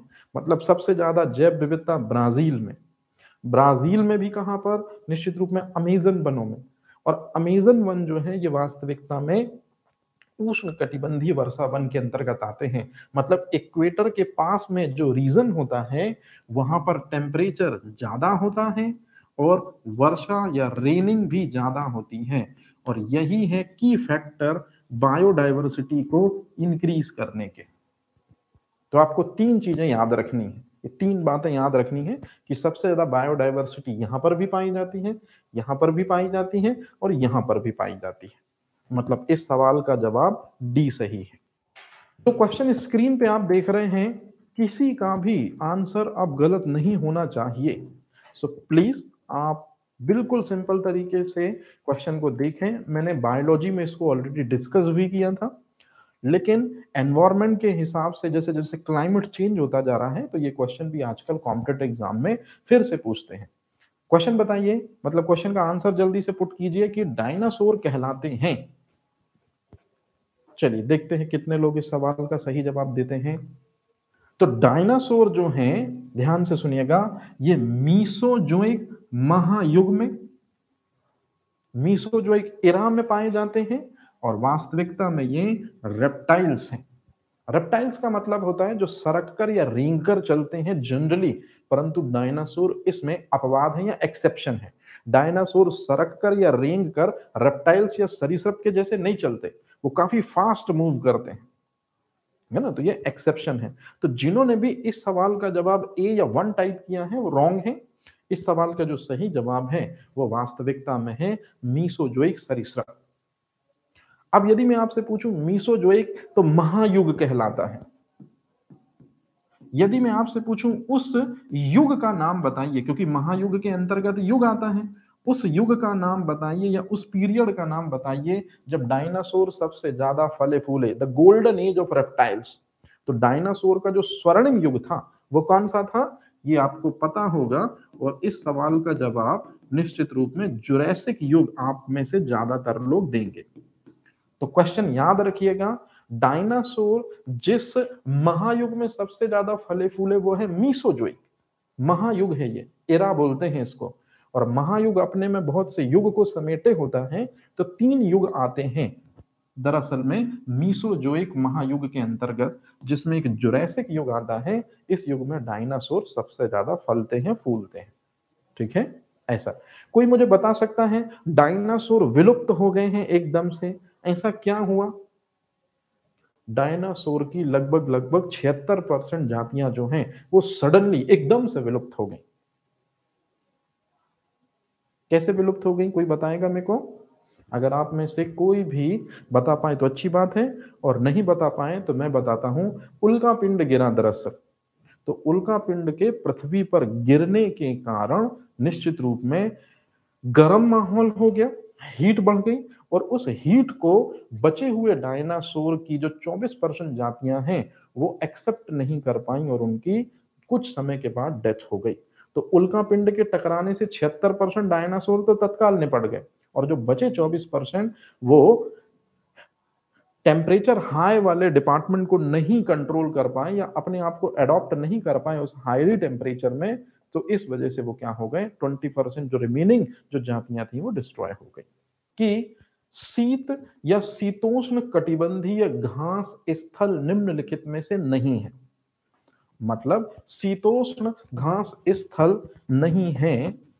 कौन से वो मैदान हैं जिनको शीतोष्ण घास स्थलों में जगह नहीं दी गई है? क्योंकि इस सवाल का जो सही जवाब है आप खुद देख लीजिए, वो डी है। मैदान मतलब होता है ग्रासलैंड, है ना? तो क्लाइमेट के अकॉर्डिंग बायोम को डिवाइड किया गया है, ये हम जियोग्राफी में पढ़ते हैं। और कैसे डिवाइड किया गया है ये उसकी झलक आप देख लीजिए कि ट्रॉपिकल रीजन मतलब उष्ण कटिबंधीय। उष्ण कटिबंधीय का मतलब क्या होता है? निश्चित रूप में इक्वेटर के पास के रीजन, बिल्कुल सही। यहां पर जो आप इसका डिस्क्रिप्शन देखेंगे ये बहुत इंपॉर्टेंट है, आप अच्छे से देख लीजिए। घास के मैदानों को या ग्रासलैंड को दो पार्ट में डिवाइड किया गया है। पहला है उष्ण कटिबंधीय घास के मैदान और दूसरा है शीतोष्ण कटिबंधीय घास के मैदान। अब मैंने आपसे पूछा था शीतोष्ण कटिबंधीय घास के मैदान नहीं है, तो पहले आप ये देख लो कि इनके एग्जाम्पल में कौन कौन आता है। वेल्ड, दक्षिण अफ्रीका में घास के मैदान। प्रेयरी, उत्तरी अमेरिका में घास के मैदान। आप में से ज्यादातर लोग कह रहे थे प्रेयरी आंसर होगा, अच्छे से देखिए, प्रेयरी उत्तरी अमेरिका के शीतोष्ण कटिबंधीय घास के मैदान कहलाते हैं। तो अगर उत्तरी अमेरिका का प्रेयरी है तो दक्षिणी अमेरिका का कौन सा होगा? पंपास होगा। और इसी को बोलते हैं अर्जेंटीना का हार्ट। स्टेपी जो है वो दक्षिण पश्चिमी रूस, मोस्ट इंपॉर्टेंट चीज, ये यूपीएससी पे क्वेश्चन है, दक्षिणी पश्चिमी रूस और निश्चित रूप में मध्य एशिया, तो स्टेपी। और ऑस्ट्रेलिया जिसको प्यासी भूमि का आइलैंड कहते हैं, निश्चित रूप में डाउन्स। तो डाउन्स, स्टेपी, पंपास, प्रेयरी और वेल्ड अच्छे से देखिए शीतोष्ण कटिबंधीय घास के मैदान है। परंतु सवाना, कंपोज और लानोस अच्छे से देखिए शीतोष्ण कटिबंधीय घास के मैदान नहीं बल्कि उष्ण कटिबंधीय घास के मैदान है। यही क्वेश्चन मैंने पूछा था कि शीतोष्ण कटिबंधीय घास के मैदान नहीं है, तो आप खुद देखिए वेल्ड, प्रेयरी, पंपास, स्टैंपी और डाउन्स हैं, कंपोज नहीं है। अब यदि आप इसका डिटेल देखें तो क्वेश्चनों की भरमार देख सकते हैं। ये पूरा जियोग्राफी का एक टॉपिक ही तैयार करा दिया मैंने। कैसे? खुद देखिए। सवाना जो है ये पूर्वी अफ्रीका और न्यूजीलैंड में उष्ण कटिबंधीय घास के मैदान होते हैं, और सवाना के जैसे ही होते हैं कंपोज, लेकिन याद रखिएगा कंपोज ब्राजील में है और अमेजन के वर्षा वन या उष्ण कटिबंधीय वन। और याद रखिए अमेजन के वनों को क्या बोलते हैं? अर्थ के लंग्स बोलते हैं हम। इसके बाद लानोस की यदि हम बात करें तो वेनेजुएला और कोलंबिया में ये पाए जाते हैं, और ये भी दरअसल में उष्ण कटिबंधीय घास के मैदान है। तो आप खुद देख लीजिए 3 घास के मैदान हैं उष्ण कटिबंधीय और निश्चित रूप में ये है शीतोष्ण कटिबंधीय। तो कंपोस्ट जो है वो इस कैटेगरी में नहीं आएगा, वो यहां आएगा। Question number 19 most important question कि बायोस्फीयर रिजर्व, बायोस्फीयर रिजर्व का मतलब होता है जैव मंडल आरक्षित क्षेत्र, जैव विविधता संरक्षण की इन सीटू मेथड में आते हैं। ये जैव विविधता संरक्षण की इन सीटू मेथड के अंतर्गत आते हैं बायोस्फीयर रिजर्व। तो बायोस्फीयर रिजर्व जो है, इस शब्द का सबसे पहले प्रयोग किसने किया था? चलिए देखते हैं कितने लोग आंसर कर पाते हैं। जितने भी लोग डी आंसर कर रहे हैं, जितने भी लोग डी आंसर कर रहे हैं, ये आंसर सही नहीं होगा, क्योंकि नॉर्मन मायर्स वो व्यक्ति है जिसने हॉट स्पॉट टर्म दिया था।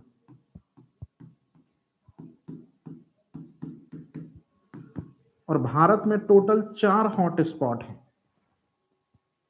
हॉट स्पॉट का मतलब है जहां पर जैव विविधता सबसे ज्यादा है, लेकिन यदि उन स्थलों को बचाया नहीं गया, नेशनल पार्क या सेंचुरीज या बायोस्फीयर रिजर्व नहीं बनाया गया या गवर्नमेंट ने अपने संरक्षण में नहीं लिया गया, तो वहां की जैव विविधता, बायोडायवर्सिटी समाप्त हो जाएगी। इस सवाल का जो जवाब है वो निश्चित रूप में डी नहीं होगा, क्योंकि डी नॉर्मन मायर ने हॉट स्पॉट टर्म दिया था। ठीक है, ब्लैक पेन यूज कर लेता हूं। इस सवाल का जो राइट आंसर है बेटा जी, आप खुद देखिए क्या होगा। कितना इंपॉर्टेंट क्वेश्चन था और इतना इंपॉर्टेंट क्वेश्चन आप लोग गलत कर रहे हैं। बायोस्फीयर रिजर्व वर्ड सबसे पहले यूज किया था एडवर्ड सुयस ने। एडवर्ड सुयस द पर्सन, मैंने अभी बताया हॉट स्पॉट क्या है। हॉट स्पॉट बायोडायवर्सिटी जहां रिच होती है, लेकिन यदि उस एरिया को आपने सही तरीके से प्रोटेक्ट नहीं किया तो कुछ समय में वहां की बायोडाइवर्सिटी समाप्त हो जाएगी। जैसे सिटी के पास का कोई जंगल, वहां बायोडाइवर्सिटी ज्यादा है, जीव जंतु पेड़ पौधों का नंबर ज्यादा है। यदि गवर्नमेंट ने उसको पर्टिकुलर अपने संरक्षण में नहीं लिया तो कुछ समय में वहां के जीव जंतुओं को लोग मार देंगे या मर जाएंगे या पेड़ पौधों को नष्ट कर दिया जाएगा। वो है हॉटस्पॉट। तो निश्चित रूप में जो इस सवाल का जो जवाब है कि बायोस्फीयर रिजर्व टर्म किसने दिया था, एडवर्ड सुयस ने। हॉटस्पॉट शब्द किसने दिया था, नॉर्मन मायर्स ने। और बाकी चीजें आपको पता है। अब निश्चित रूप में कई लोगों को कलर से दिक्कत होगी तो मैं आप लोगों को क्लियर कर देता हूं। सबसे पहले आप ये चीज देख लीजिए जिसमें आपको कोई कंफ्यूजन नहीं हो। इकोलॉजी शब्द किसने दिया था, तो मुझे नहीं लगता कि इस क्वेश्चन को आप लोग गलत करेंगे कभी। अर्नेस्ट हैकल ने दिया था। ये पहला क्वेश्चन आपका राइट। इकोलॉजी की सिंगल यूनिट कहलाती है इकोसिस्टम। कल के लेक्चर में बताया था मैंने कि मानव शरीर में कोई भी घटना कोशिका में घटेगी, उसी तरह से इकोलॉजी में या पारिस्थितिकी में कोई भी घटना पारिस्थितिक तंत्र में घटती है। तो इकोसिस्टम टर्म सबसे पहले किसने दिया था, एजी टॉन्सले ने दिया था। तो ये दो चीज जिनमें आपको भारी कंफ्यूजन होती है। और अर्नेस्ट हैकल ने 1869 में दरअसल में इकोलॉजी टर्म दिया था। और 1935 जब भारत शासन अधिनियम आया, हमारा संविधान 70% बना हुआ है ब्रिटिशर्स के संविधान से जो 1935 में आया था, याद रखिएगा उसी साल 1935 में एजी टॉन्सले ने इकोसिस्टम टर्म दिया। तो ये हो गई चीजें। अब आता सबसे खतरनाक क्वेश्चन। बायोस्फीयर रिजर्व जो वर्ड है वो एडवर्ड सुयस ने यूज किया था। और सबसे इंपॉर्टेंट चीज, हॉट स्पॉट जो टर्म है जिसे हिंदी में कहते हैं पारिस्थितिक तप्त स्थल। हिंदी मीडियम स्टूडेंट ध्यान से सुनेंगे, हॉट स्पॉट को ये कहते हैं हिंदी में पारिस्थितिक तप्त स्थल। मतलब जहां बायोडाइवर्सिटी वर्तमान में ज्यादा है, लेकिन यदि गवर्नमेंट ने उसको अपने संरक्षण में नहीं लिया तो बायोडाइवर्सिटी का नंबर धीरे धीरे कम हो सकता है। ये है हॉट स्पॉट। तो भारत में 4 हॉट स्पॉट हैं। पीटी का क्वेश्चन कि भारत में कितने हॉट स्पॉट हैं, 4। कौन कौन से, पूर्वी हिमालय, पश्चिमी घाट, और यही वो 2 रीजन है जहां बायोडाइवर्सिटी सबसे ज्यादा है वर्तमान समय में भारत में। और फिर उसके बाद श्रीलंका, मतलब पश्चिमी घाट से ही श्रीलंका भी जुड़ा हुआ है, ये 4 हॉट स्पॉट में आता है। और फिर इंडो वर्मा और सुंडालैंड। तो ये 4 वो जगह हैं जहां बायोडाइवर्सिटी मतलब पेड़ पौधे जीव जंतुओं का नंबर, सूक्ष्म जीवों का नंबर ज्यादा है। यदि गवर्नमेंट ने अपने संरक्षण में इन एरियो को नहीं लिया तो निश्चित रूप में यहाँ की जैव विविधता जो है वो कुछ ही समय में समाप्त हो जाएगी। चूंकि बायोस्फीयर रिजर्व पे हर दूसरे दिन तीसरे दिन कोई ना कोई न्यूज पूछी जा रही है वर्तमान समय में, सर बायोडाइवर्सिटी और हॉट स्पॉट एक ही होते हैं क्या? नहीं पूनम बेटा जी, इनमें बिल्कुल फर्क होता है। बायोडाइवर्सिटी का मतलब होता है सजीवों का नंबर जहां ज्यादा होगा वहां उनमें वैरायटी भी ज्यादा मिलेगी, ये है बायोडाइवर्सिटी। और हॉटस्पॉट का मतलब है जहां पेड़ पौधे जीव जंतु सूक्ष्म जीवों का नंबर ज्यादा है, मतलब जहां बायोडाइवर्सिटी ज्यादा है। लेकिन यदि उस जगह को संग्रहित नहीं किया गया, उस जगह को सही तरीके से अपने संरक्षण में नहीं लिया गया तो निश्चित रूप में वो जैव विविधता जो बरकरार है वो खो जाएगी। जैसे सिटियों के पास के जंगल कुछ समय बाद आपको देखने को ही नहीं मिलते, है ना, ये कहलाते हैं हॉट स्पॉट। मतलब हॉट स्पॉट दरअसल में वे एरिया होते हैं जहां जैव विविधता ज्यादा है, लेकिन यदि संरक्षित नहीं किया गया उन प्रदेशों को या उन स्थलों को तो निश्चित रूप में वहां के जीव जंतु, वहां के पेड़ पौधे सूक्ष्म जीव नष्ट हो जाएंगे। ये है। तो चलिए अब बायोस्फीयर रिजर्व से संबंधित चीज तो आपको पता चल गई कि टर्म किसने दिया। अब देखते हैं भारत का सबसे बड़ा बायोस्फीयर रिजर्व कौन सा है। अब देखिए ये क्वेश्चन सबसे ज्यादा वर्तमान में पूछा जा रहा है और आप लोग इस सिंपल से क्वेश्चन को भी गलत कर रहे हैं। फिर भी कोई बात नहीं, ज्यादातर लोग ए को सही ठहरा रहे हैं। तो जो लोग ए को सही ठहरा रहे हैं उनको मैं बता दूं, ये सबसे बड़ा बायोस्फीयर रिजर्व नहीं है। जो लोग ए कह रहे हैं, सबसे बड़ा बायोस्फीयर रिजर्व नीलगिरी नहीं है, सबसे पहला बायोस्फीयर रिजर्व नीलगिरी है। तो जो लोग ए आंसर कर रहे हैं वो तो गलत है, क्योंकि सबसे पहले बायोस्फीयर रिजर्व जो 1986 में बना था यूनेस्को के सहयोग से, वो नीलगिरी है। तो ए सबसे बड़ा नहीं है, सबसे पहला है। अब और भी क्या आंसर कर रहे हैं आप लोग? ए, अच्छा, जो लोग बी आंसर कर रहे हैं वो बिल्कुल सही आंसर कर रहे हैं। जितने लोगों का बी आंसर है वो बिल्कुल सही आंसर है कि सबसे बड़ा बायोस्फीयर रिजर्व जो है वो कच्छ वाला है, जहां जंगली गधों को प्रोटेक्शन दिया गया है। कोई बात नहीं। अब आप लोग सही आंसर देख लीजिए क्या है इस क्वेश्चन का, लेकिन जैसे ही मैं स्लाइड आगे करूंगा, एक एक वर्ड आपसे बनना चाहिए स्लाइड का। ये मोस्ट इंपॉर्टेंट चीज है। मोस्ट इंपॉर्टेंट चीजों में इसको हम काउंट करेंगे। ध्यान से सुनिएगा, मैंने क्या पूछा है। मैंने आपसे क्वेश्चन पूछा सबसे बड़ा बायोस्फीयर रिजर्व, लेकिन मैंने यहां पर पूरा पोस्टमार्टम ही करके रख दिया है बायोस्फीयर रिजर्व का। बायोस्फीयर रिजर्व शब्द सबसे पहली बार किसने दिया था? एडवर्ड सुयस ने। ये पहली चीज आपको क्लियर हो गई, ठीक है। अब यदि मैं पूछूं सबसे पहला भारत का बायोस्फीयर रिजर्व कौन सा है, तो देख लीजिए 1986 में केरल, कर्नाटक और तमिलनाडु के मिलन स्थल पर जो नीलगिरी की पहाड़ियां हैं, या जो नीलगिरी का रीजन है, इसी को फर्स्ट बायोस्फीयर रिजर्व के रूप में डिक्लेयर किया गया था इंडिया में। मतलब ये सबसे पहला है।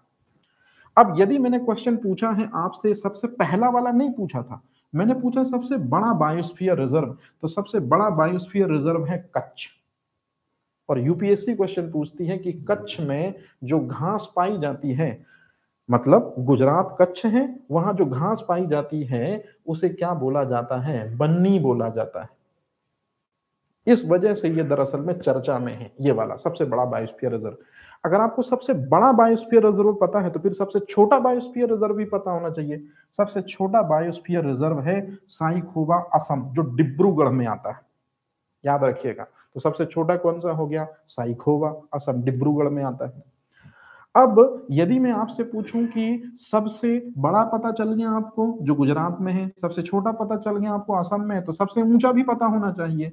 और जो भारत में सबसे ऊंचा है वही विश्व में भी सबसे ऊंचा है, मतलब नंदा देवी बायोस्फीयर रिजर्व। तो सबसे ऊंचा बायोस्फीयर रिजर्व जो है वो कौन सा हो गया? नंदा देवी। और नंदा देवी बायोस्फीयर रिजर्व को अच्छे से देख लीजिए, कब यूनेस्को ने शामिल किया था? 1988 में। और लगभग लगभग 12 साल इधर और 17 साल के बाद 2005 में इसी नंदा देवी बायोस्फीयर रिजर्व के अंतर्गत ही आती है फूलों की घाटी चामोली। तो फूलों की घाटी चामोली को भी दरअसल में क्या किया था? एड ऑन किया था या कैप्चर किया था। तो याद रखिएगा, फ्लावर वैली कहां पर है? कोई मुझे जल्दी से कमेंट करके बताए, फ्लावर वैली कहां पर है? फूलों की घाटी उत्तराखंड में है। बताइए साइलेंट वैली कहां पर है? शांत घाटी कहां पर है? शांत घाटी, साइलेंट वैली कहां पर है? केरला। साइलेंट वैली, शांत घाटी, केरला। फूलों की घाटी निश्चित रूप में चामोली, ठीक है। तो याद रखिएगा, फूलों की घाटी मतलब flower valley Chamoli Nanda Devi biosphere reserve के अंतर्गत आ रहा है वर्तमान में। अब चूंकि आप लोग एमपी से जुड़े हुए हैं तो निश्चित रूप में एमपी के बारे में भी आपको पता होना चाहिए। एमपी का सबसे पहला बायोस्फीयर रिजर्व था पचमढ़ी। एमपी का दूसरा बायोस्फीयर रिजर्व था अचान कमार, जो अमरकंटक। हालांकि अचान कमार का कुछ एरिया छत्तीसगढ़ के पास में भी है ना। और एमपी का तीसरा बायोस्फीयर रिजर्व था पन्ना, जिसको 25 अगस्त 2011 को 18वां बायोस्फीयर रिजर्व घोषित किया गया था। तो जरा जल्दी से मुझे एक सवाल का जवाब दे दीजिए, एमपी में कितने बायोस्फीयर रिजर्व हैं? एमपी में कितने बायोस्फीयर रिजर्व हैं? जल्दी से बताइए कोई। 1 2 3। एमपी में कितने बायोस्फीयर रिजर्व हैं? 1 2 3 3, बिल्कुल सही है। पहला कौन सा है? सबसे पचमढ़ी सबसे पहला है, बिल्कुल सही है। हाँ, 2 प्रस्तावित हैं, उन पे अभी हम बात नहीं करेंगे। 2 प्रस्तावित हैं, मेनली 3। पहला पचमढ़ी और दूसरे नंबर का अचान कमार जो अमरकंटक, और तीसरे नंबर का आपका पन्ना। क्लियर है ये चीज? ओके, है ना, कि 10% ऊर्जा का नियम, या 10% एनर्जी स्थानांतरण का नियम किसने दिया था?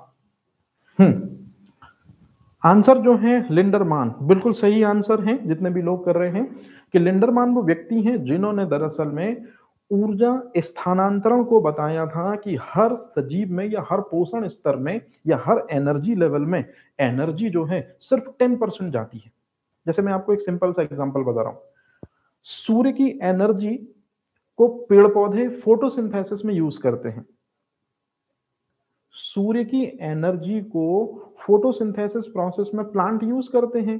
तो निश्चित रूप में यदि सन के पास में एनर्जी है 1000, तो सिर्फ 10% ही एनर्जी पेड़ पौधे फोटोसिंथेसिस में यूज कर पाते हैं।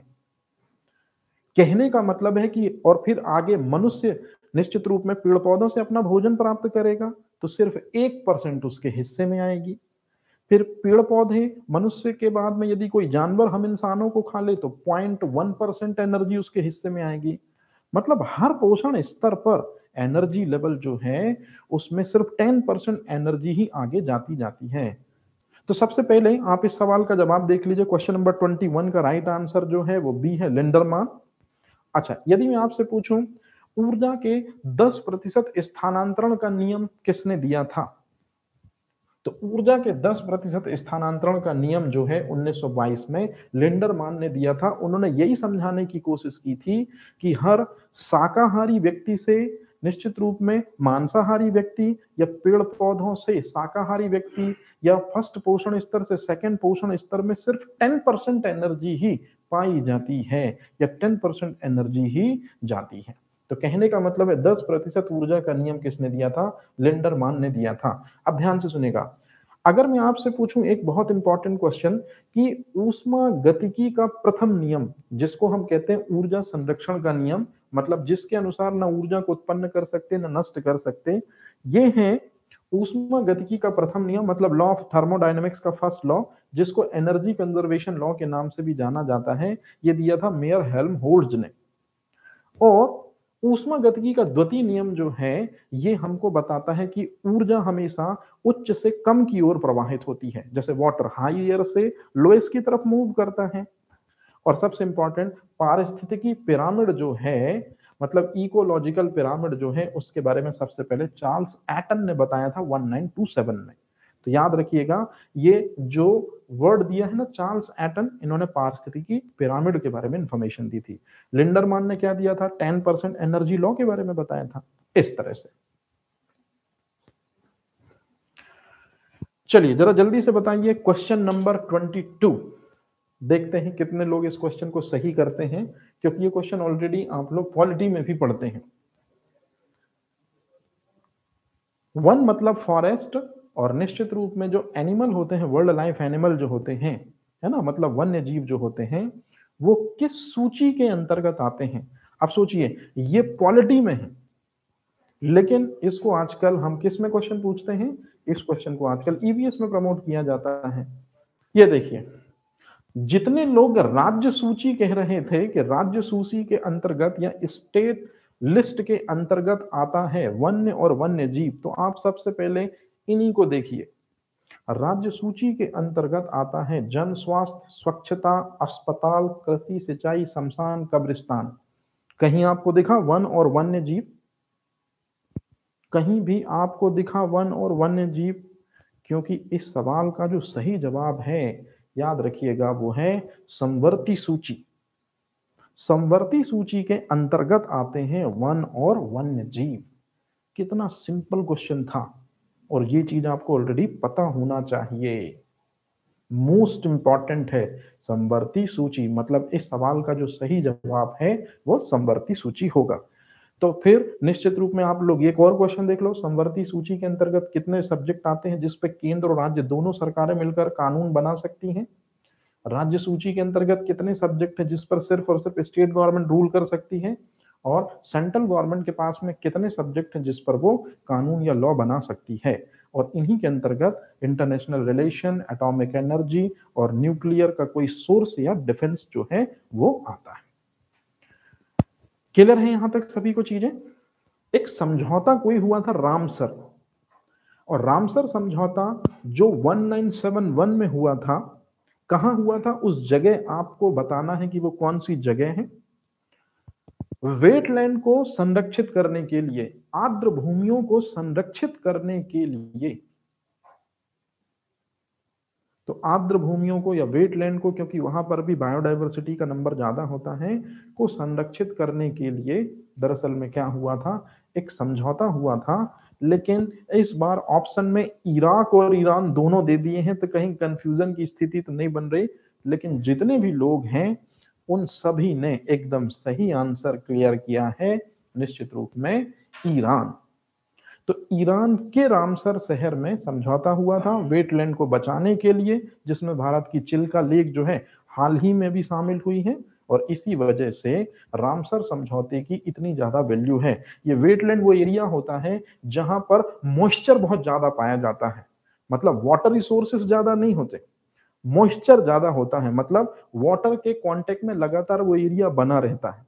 जैसे नदियों के पास की जो भूमि होती है, वहां पर पेड़ पौधे, जीव जंतु, सूक्ष्म जीव बड़ी तेजी से पनपते हैं। पृथ्वी पर विशालतम पारिस्थितिक तंत्र है।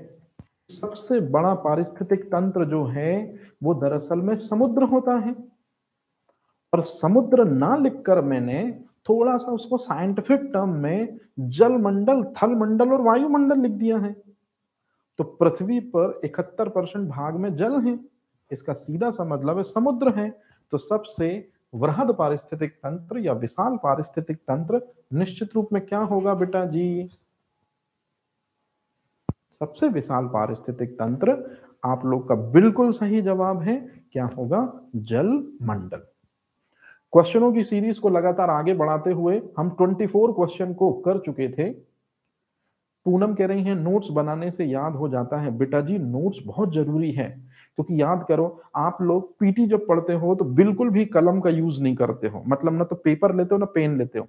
फिर आपका पीटी के, मान लो पीटी में सिलेक्शन हो गया, आप मेंस में पहुंचे, मेंस में भी आप चीजों को लिख कर नहीं देखते हैं, और फिर एकदम से आपको मेंस के पेपर में कंटिन्यू 4 से 5 पेपर लिखने पड़ते हैं, है ना। और फिर उस दौरान फिर आपकी कलम नहीं चलती है, तो उसकी प्रैक्टिस, उसकी हैबिट आप आज से बनाइए। इसलिए मैं हमेशा से स्टूडेंट को कहता हूं कि प्लीज अब नोट्स जरूर बनाइए, वो आपके मेंस के अप्रोच में बहुत इंपॉर्टेंट वैल्यू साबित होगा।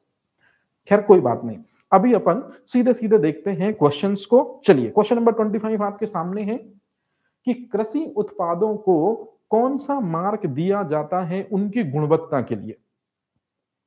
चलिए जरा जल्दी से बताइए, कृषि उत्पादों की गुणवत्ता के लिए कौन सा मार्क निश्चित रूप में प्रदान किया जाता है।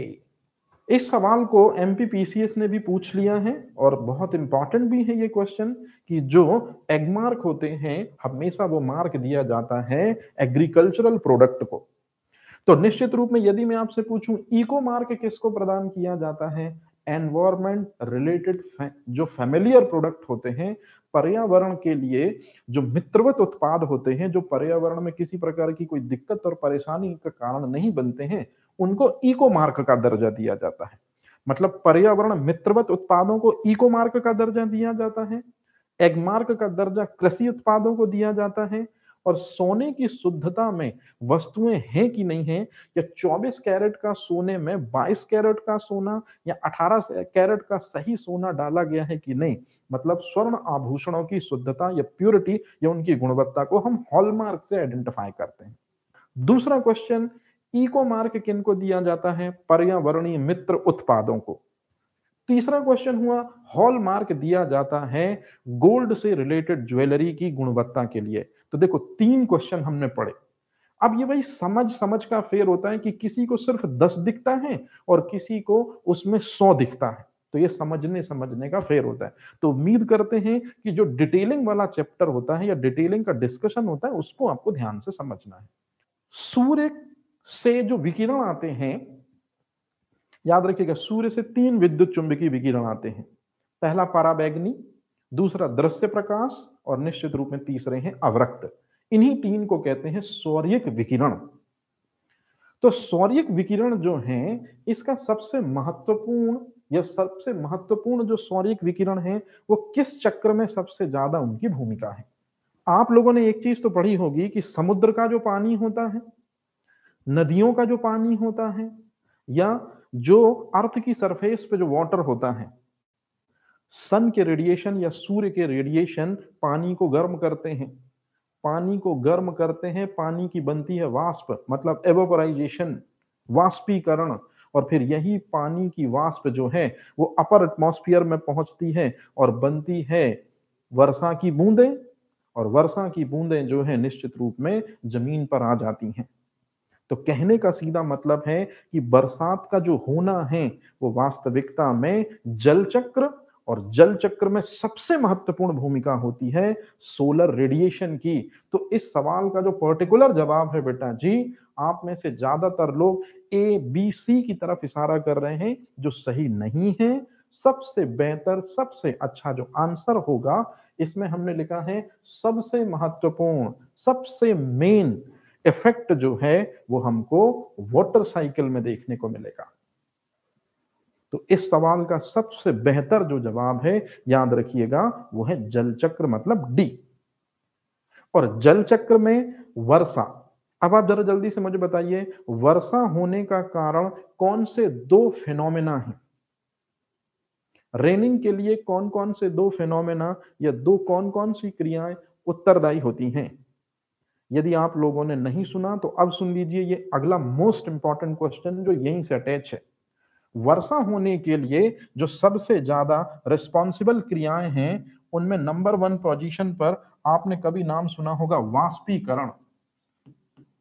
तो वाष्पीकरण, जिसको एवापोराइजेशन कहते हैं, और दूसरा पानी की वाष्प जो है वो बूंदों के रूप में होती है अपर एटमॉस्फेयर में। जब उसको ठंडक मिलती है, मतलब कंडेंसेशन प्रोसेस जब होती है, तो वर्षा की बूंदें पानी के रूप में जमीन में गिर आती हैं। मतलब वर्षा होने का कारण, अच्छे से देख लीजिए, ये दो प्रक्रियाएं हैं। सबसे पहला वाष्पीकरण, क्योंकि जब तक वाष्पीकरण नहीं होगा तब संघनन नहीं होगा। तो वर्षा होने के लिए एवापोराइजेशन और साथ ही साथ में कंडेंसेशन, दोनों प्रोसेस रिस्पॉन्सिबल होती है। क्वेश्चन नंबर 27 जो है, ये एक क्वेश्चन तो है, लेकिन इसका जब मैं आपको आंसर बताऊंगा तो 4 नई इंफॉर्मेशन आपको और मिलेंगी।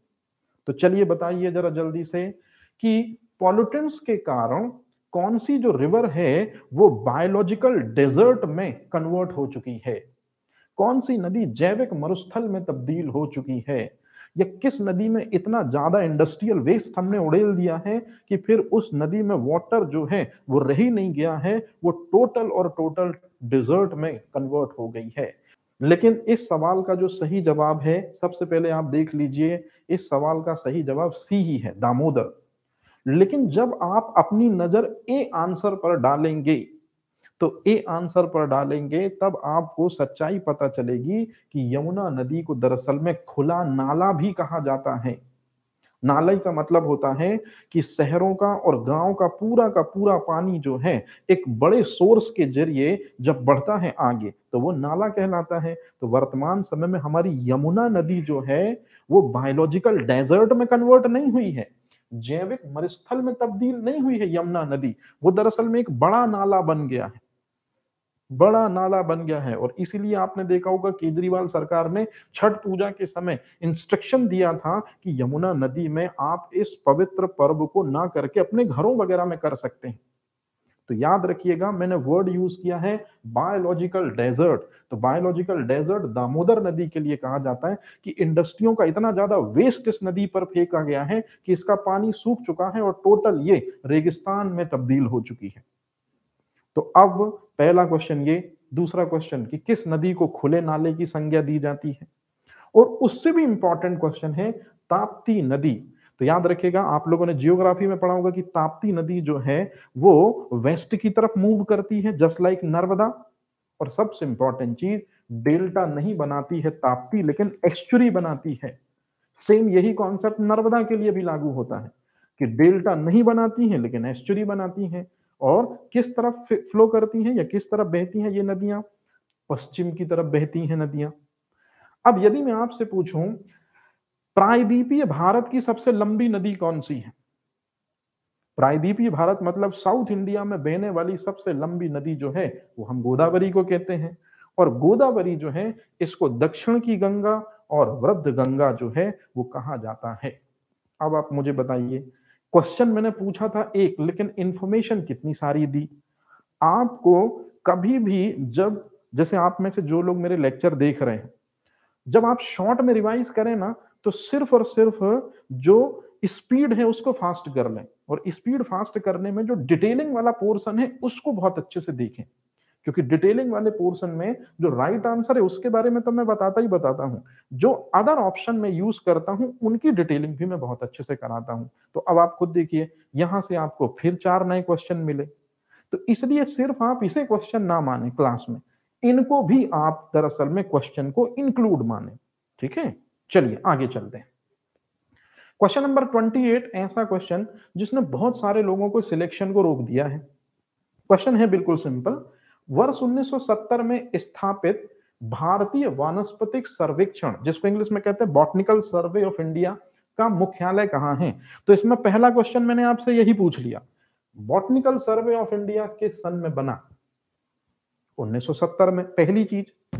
अब आपको बताना है बॉटनिकल सर्वे ऑफ इंडिया जो एक संगठन है जो बायोडायवर्सिटी को बचाए रखने में और बनाए रखने में महत्वपूर्ण भूमिका निभाता है, उसका हेड ऑफिस कहां पर है?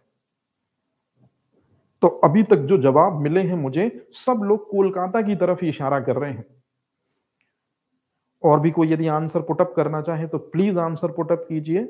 ठीक है, देखिए मैं आपको फिर से बोल रहा हूं, जो नए जुड़े हैं, अगर आप आंसर पुटअप करते हैं और वो सही होता है ना, तो आपको अंदर से कॉन्फिडेंस आता है। और इस दुनिया में सबसे इंपॉर्टेंट चीज, किसी से भी लड़ने के लिए कॉन्फिडेंस सबसे ज्यादा जरूरी है। और मान लो आंसर आप पुटअप करते हैं और वो गलत हो जाता है, तो फिर सही आंसर जब बताया जाता है तो आप उसको क्लैरिफाई कर सकते हैं। मतलब ये वही चीज है, करके देखो, है ना। आप आंसर पुटअप करें, उसके बाद राइट आंसर होगा तो कॉन्फिडेंस बिल्डअप होगा, नहीं तो आपको रियलिटी पता चली जाएगी। ऐसा तो निश्चित रूप में जितने भी लोगों ने जवाब दिया है अभी तक बिल्कुल सही जवाब है, लेकिन राम कुमार का जवाब जो बी है ना, वो गलत है। इस सवाल का जो सही जवाब है वो बंबई नहीं बल्कि है कोलकाता। माफी चाहता हूं, इस सवाल का सही जवाब मैं सही टिक करना भूल गया, तो मैं ये टिक कर देता हूं, कोलकाता सही जवाब है। अब आप जरा जल्दी से देखिए, बॉम्बे में किस चीज का हेड ऑफिस है? ये अगला question most important. Bombay natural history society, ये गैर सरकारी एक संगठन है, मतलब एक प्राइवेट ऑर्गेनाइजेशन है, याद रखिएगा। ये एक प्राइवेट ऑर्गेनाइजेशन है जो बायोडायवर्सिटी को बचाने के लिए लगातार कार्य करती है। और इसकी स्थापना कब हुई थी? 1883 में। तो देखिए, दो क्वेश्चन मिल गए आपको। पहला क्वेश्चन क्या मिल गया कि वानस्पतिक, मतलब भारतीय वानस्पतिक सर्वेक्षण, इसकी स्थापना कब हुई? 1970 में। बॉम्बे नेचुरल हिस्ट्री सोसाइटी की स्थापना कब हुई? 1883 में। अब यदि मैं आपसे पूछूं चेन्नई में कुछ है क्या, तो सेंट्रल एरिड जोन का हेड ऑफिस है, केंद्रीय शुष्क कृषि संस्थान का हेड ऑफिस है। कहां पर? चेन्नई में। और नन ऑफ दीज, तो निश्चित रूप में कोई आंसर नहीं बनेगा। तो यदि मैं आपसे पूछूं कि केंद्रीय शुष्क अनुसंधान संस्थान कहां पर है, या सेंट्रल एरिड जोन इंस्टीट्यूट कहां पर है, तो चेन्नई में है। तो इस तरह से एक क्वेश्चन मैंने आपसे पूछा, उसमें आपको 5 चीजें मैंने बताई, मतलब वो 5 क्वेश्चन है। अब यहां पर क्वेश्चनों की मैं भरमार दूंगा आपको, मतलब क्वेश्चन ही क्वेश्चन बताऊंगा और उनके आंसर्स भी आपको मैं बताऊंगा कि देखिए एक सिंगल क्वेश्चन से आपने कितने सारे क्वेश्चन आंसर्स को क्लियर कर लिया। जैसे United Nations framework convention on climate change, इसको कहते हैं यूएनएफसीसी। तो यूएनएफसीसी दरअसल में क्या है? इंटरनेशनल, दरअसल में एक संधि है, मतलब बहुत सारे देशों का संगठन है ये। अब इसकी स्थापना कब हुई थी? तो देखिए यहां 4 जो चीजें दी गई हैं, इसमें सबसे पहला ऑप्शन जो दिया गया है आपको, वो 4 ऑप्शंस में से सबसे पहला ऑप्शन, यदि मैं आपसे बोलूं स्टॉकहोम कॉन्फ्रेंस, तो स्टॉकहोम कॉन्फ्रेंस कब हुआ? 1971 में, पहला क्वेश्चन, मतलब ये पहली चीज। दूसरा, रियो डी जनेरियो सम्मेलन कब हुआ था? 1992 में, दूसरा क्वेश्चन। क्योटो प्रोटोकॉल कब आया था? 1997 में, तीसरा क्वेश्चन। और पेरिस जलवायु समझौता कब हुआ था? तो आंसर है 2015 में। 4 क्वेश्चन। तो देखिए 4 क्वेश्चन तो ये तो आपके सामने है। इस तरह से हमको पॉजिटिव स्ट्रेंथ लेनी है। ठीक है, चलिए अब देखते हैं इस सवाल का सही जवाब जो है, आप लोग मुझे बता रहे हैं कि यूएनएफसीसी जो है एक इंटरनेशनल जो संधि है, ये कब बनी थी? तो इस सवाल का सही जवाब होगा बी। अब कैसे, ध्यान से सुनिए। स्टॉकहोम समझौता जो है, पहले मैं इसको बाद में बताऊंगा, एक तरफ से बता देता हूं। स्टॉकहोम कॉन्फ्रेंस जो है ये हुई थी 1972 में, पहला क्वेश्चन। और स्टॉकहोम सम्मेलन की शुरुआत हुई थी, याद रखिएगा, 5 जून से 16 जून 1972 तक दरअसल में स्टॉकहोम कॉन्फ्रेंस चली थी। तो स्टॉकहोम कॉन्फ्रेंस की शुरुआत कब हुई थी? 5 जून। इसलिए हम मनाते हैं विश्व पर्यावरण दिवस। तो विश्व पर्यावरण दिवस कब मनाते हैं? 5 जून को। ये हुआ दूसरा क्वेश्चन। तीसरी चीज, वन्य जीव संरक्षण अधिनियम जो 1973 से लागू किया गया है, उसके पीछे इंटरनेशनल लेवल का स्टॉकहोम कॉन्फ्रेंस ही महत्वपूर्ण था। मतलब स्टॉकहोम कॉन्फ्रेंस के कारण ही भारत ने वन्य जीव संरक्षण अधिनियम 1973 में लागू किया। और 1973 में ही टाइगर प्रोजेक्ट की भी शुरुआत की थी भारत ने, क्योंकि इंटरनेशनल लेवल पर स्टॉकहोम समझौते में यह बात बोली गई थी कि दुनिया के सभी देश अपने अपने यहां पर जाकर या अपने अपने देशों में वन्य जीवों के संरक्षण के लिए निश्चित रूप में कदम उठाएं। तो सोचिए, एक क्वेश्चन से देखिए कितने क्वेश्चन बन गए? 4। रियो डी जेनेरियो जो सम्मेलन हुआ था 1992 में, इसी को कहते हैं पृथ्वी सम्मेलन। तो अगर आपसे मैं क्वेश्चन पूछूं कि पृथ्वी सम्मेलन कब हुआ, तो आंसर है 1992 में। और इसी पृथ्वी सम्मेलन में एजेंडा 21 को स्वीकृत किया गया था। मोस्ट इंपॉर्टेंट क्वेश्चन कि एजेंडा 21 का संबंध किससे है? मतलब विकसित और विकासशील देश जो हैं वो पर्यावरण को बचाने के लिए, मतलब दोनों देश विकसित और विकासशील दोनों पर्यावरण को बचाने के लिए एजेंडा 21 को फॉलो करें। एजेंडा 21 में 21 बातें थी जो 4 पार्ट में डिवाइड हैं। ये अगला क्वेश्चन कि एजेंडा 21 कितने पार्ट में डिवाइड है? 4 पार्ट में डिवाइड है। और अब आता है मोस्ट इंपॉर्टेंट क्वेश्चन, जलवायु परिवर्तन से निपटने के लिए एक कुछ देशों ने मिलकर एक दरअसल में संधि की, जिसी को कहते हैं यूएनएफसीसी। और जितने भी देश जलवायु परिवर्तन से निपटने के लिए आगे आए थे सन 1992 में, उन्हीं को कहते हैं कोप, कॉन्फ्रेंस ऑफ पार्टीज। तो कॉन्फ्रेंस ऑफ पार्टीज दरअसल में उन देशों का संगठन है जो 1992 में आए थे जलवायु परिवर्तन की समस्या को निपटने के लिए, उसको सुलझाने के लिए। तो यहीं से दरअसल में यूएनएफसीसी नामक संधि की स्थापना की जाती है। तो कभी भी यदि आप जलवायु परिवर्तन पर कोई कॉन्फ्रेंस देखते हैं या जलवायु परिवर्तन पर यदि कोई सम्मेलन देखते हैं इंटरनेशनल लेवल पर, तो उसको नाम दिया जाता है कोप 21, कोप 26, कोप 31। तो आज भी जलवायु परिवर्तन के सभी जो सम्मेलन होते हैं उनको कोप, कॉन्फ्रेंस ऑफ पार्टीज के द्वारा ही नियंत्रित और कंट्रोल किया जाता है। तो याद रखिएगा, यूएनएफसीसी संधि है जो जलवायु परिवर्तन के लिए दुनिया के सभी देशों ने बनाई थी, और कॉन्फ्रेंस ऑफ पार्टीज वो देश हैं जो यूएनएफसीसी संधि में जिन्होंने साइन किया है। तो ये क्वेश्चन होगी भरमार कि कोप कब बना, यूएनएफसीसी कब बना, एजेंडा 21 कब स्वीकृत किया गया? 1992 में, मतलब पृथ्वी सम्मेलन में। अब क्योटो प्रोटोकॉल जो है ये 1997 में आया था, इसी को कहते हैं पृथ्वी +5। तो याद करिए, पृथ्वी सम्मेलन कब हुआ था बेटा जी? 1992 में। तो 1992 से 5 साल बाद 1997 में आया था क्योटो प्रोटोकॉल। और क्योटो प्रोटोकॉल 1997 में जब आया था तो इसका मेन मकसद था ग्रीन हाउस गैसों के उत्सर्जन को 5% तक कम करना। और वो कितनी ग्रीन हाउस गैसें थी? 6 ग्रीन हाउस गैसें हैं जिनसे टेम्परेचर पृथ्वी का बढ़ रहा है, जलवायु परिवर्तन हो रहा है। इन पे 5% की कमी करने का लक्ष्य रखा गया था 1997 के क्योटो प्रोटोकॉल में। और सबसे लास्ट में पेरिस जलवायु समझौता हुआ था 2015 में, जिसमें पूरी दुनिया का टेम्परेचर 2.5 डिग्री सेंटीग्रेड कम करने की बात कही गई थी। परंतु इस समझौते में अमेरिका जो था उसका ऐसा मानना था कि पर्यावरण को बर्बाद करने में चाइना और भारत जैसे देशों का भी योगदान अग्रणी है।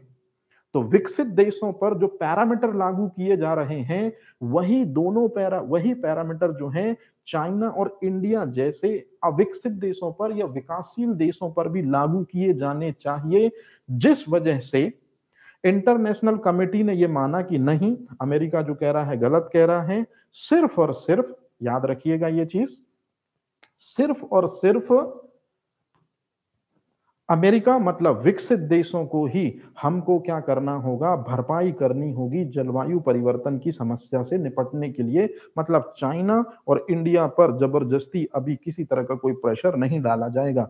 इसी बात से नाखुश हो जाता है अमेरिका और पेरिस जलवायु समझौते से अपने आप को हटा लेता है। तो ये है दरअसल में राम कहानी। तो देखिए, एक चीजों से कितनी सारी चीजें आपने देखी। यही मेरा हमेशा से मकसद रहता है। कोप 26 का आयोजन ग्लासगो में हो रहा है। तो सोचिए, कोप क्या है? Conference of parties. ये दुनिया के वो देश हैं जो जलवायु परिवर्तन की समस्या से लड़ने के लिए, निपटने के लिए प्रतिबद्ध हैं।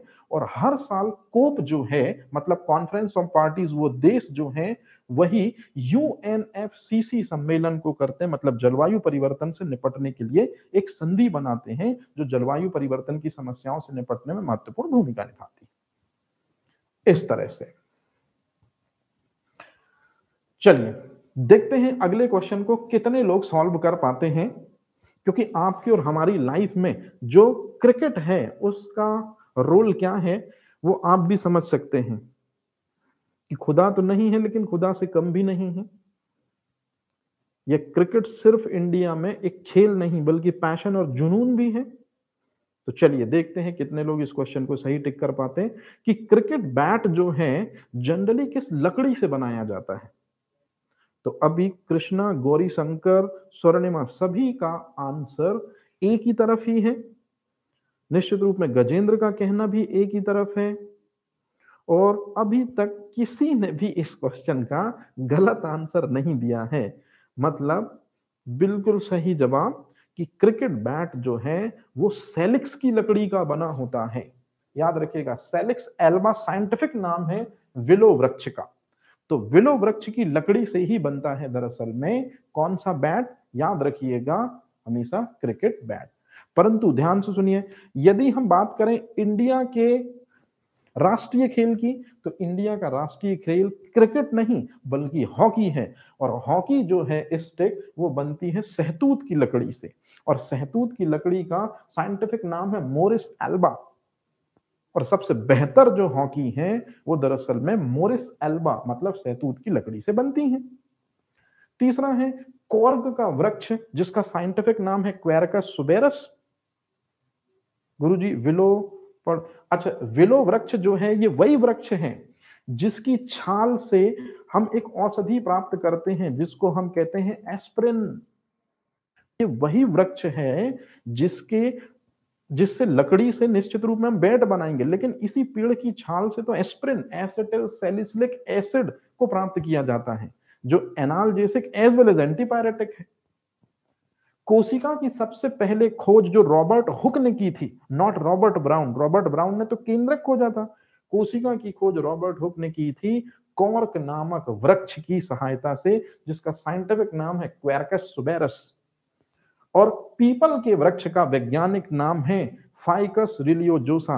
अब आप मुझे बताइए, पीपल का वृक्ष बोधि वृक्ष कहलाता है कि वट वृक्ष कहलाता है?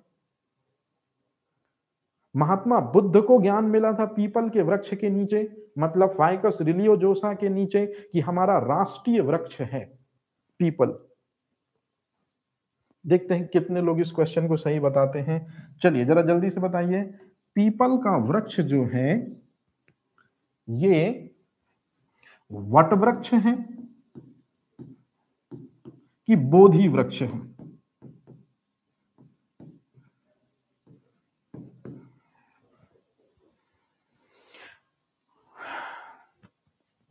महात्मा बुद्ध को जो ज्ञान मिला था, याद रखिएगा, वो पीपल के वृक्ष के नीचे मिला था, मतलब बोधि वृक्ष है। लेकिन आजकल कॉम्पिटिटिव एग्जाम में पीपल का पेड़ ना देकर वो पीपल के पेड़ का साइंटिफिक नाम देते हैं, फाइकस रिलियोजोसा। और यदि मैं बात करूं वट वृक्ष की, तो वट वृक्ष कौन सा होगा मेरे भाई? बरगद। और बरगद का वैज्ञानिक नाम है बिल्कुल इसी के जैसा, फाइकस बेंगेलिकस।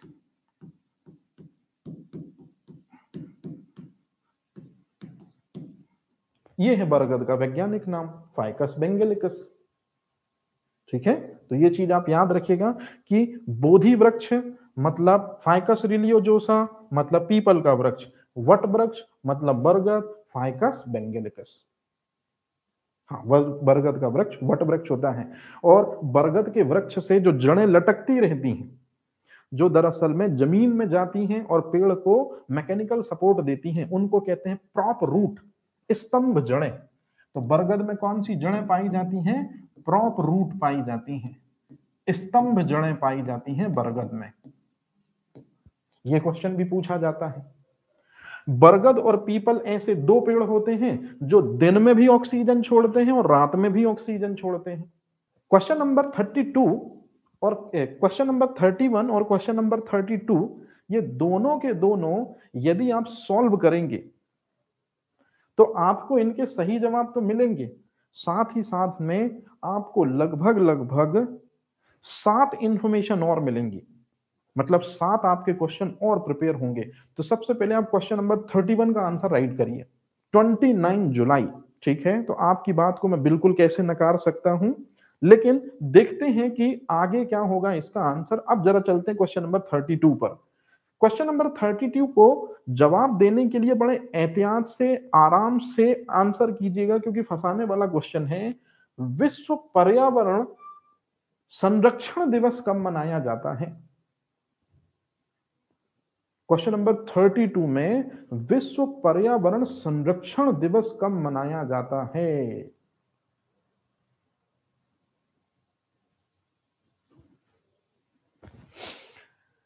चलिए बताइए जरा जल्दी से। तो आप लोगों का आंसर है 26 नवंबर। ठीक है, ज्यादातर लोग यही आंसर कर रहे हैं। सबसे पहले आप इन सवालों के सही जवाब खुद ही देख लीजिए। मैं थोड़ा सा साइड में हो जा रहा हूं ताकि आप लोगों को चीजें एकदम क्लियर रहें।